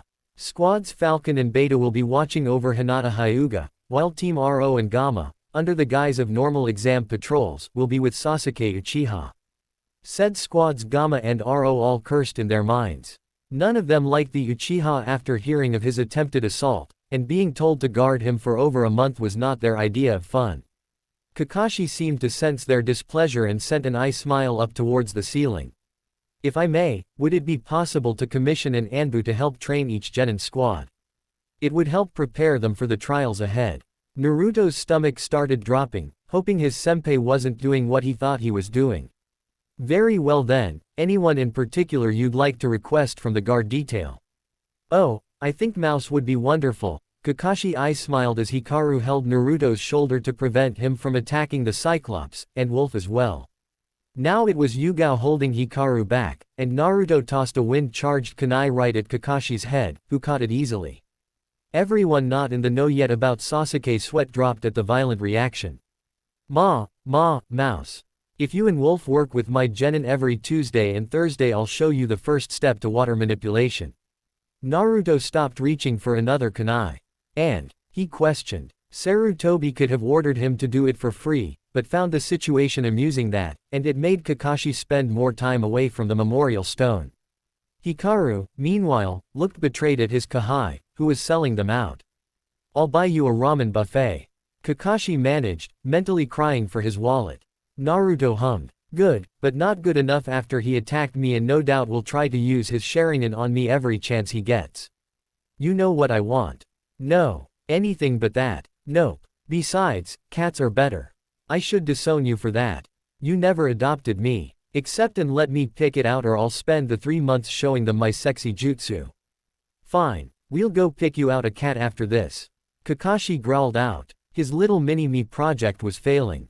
Most chuckled at how the 12-year-old just got Konoha's resident cat hater to spend a fortune on a cat. Excellent. Pleasure doing business with you. Naruto cheered. Hikaru was still gaping. Moving on, we will discuss the increased patrol and preparations. I fear we may have to fend off a coordinated attack soon. Shikaku, your analysis. 7 hours later the Hokage dismissed them, and Naruto, despite his lack of sleep, was waiting for Kakashi. The height-challenged Anbu locked onto Kakashi, pinning the man with clones. Oh senpai, you weren't going to leave without me, right? Hee. I would never. Let's go find you a pet dog. Cat. Dog. Cat. Please, anything but cats. Nope. I like cats. Tora and I are best of friends. Everyone, even Sarutobi and Danzo, paled a bit at the thought of the Jinchuriki and Tora getting along. At least look at the other animals. Kakashi begged, pulling out his orange book. Naruto had crawled up to his shoulders, and pulled out a book on training cats. Fine. Kakashi did a mental victory sign. But I'll still choose a cat. Dog. Cat. Dog. Cat. The two made their way out of the war room, neither caring for the scene they caused. Hope you guys enjoy first part of this story. Do like, share and subscribe.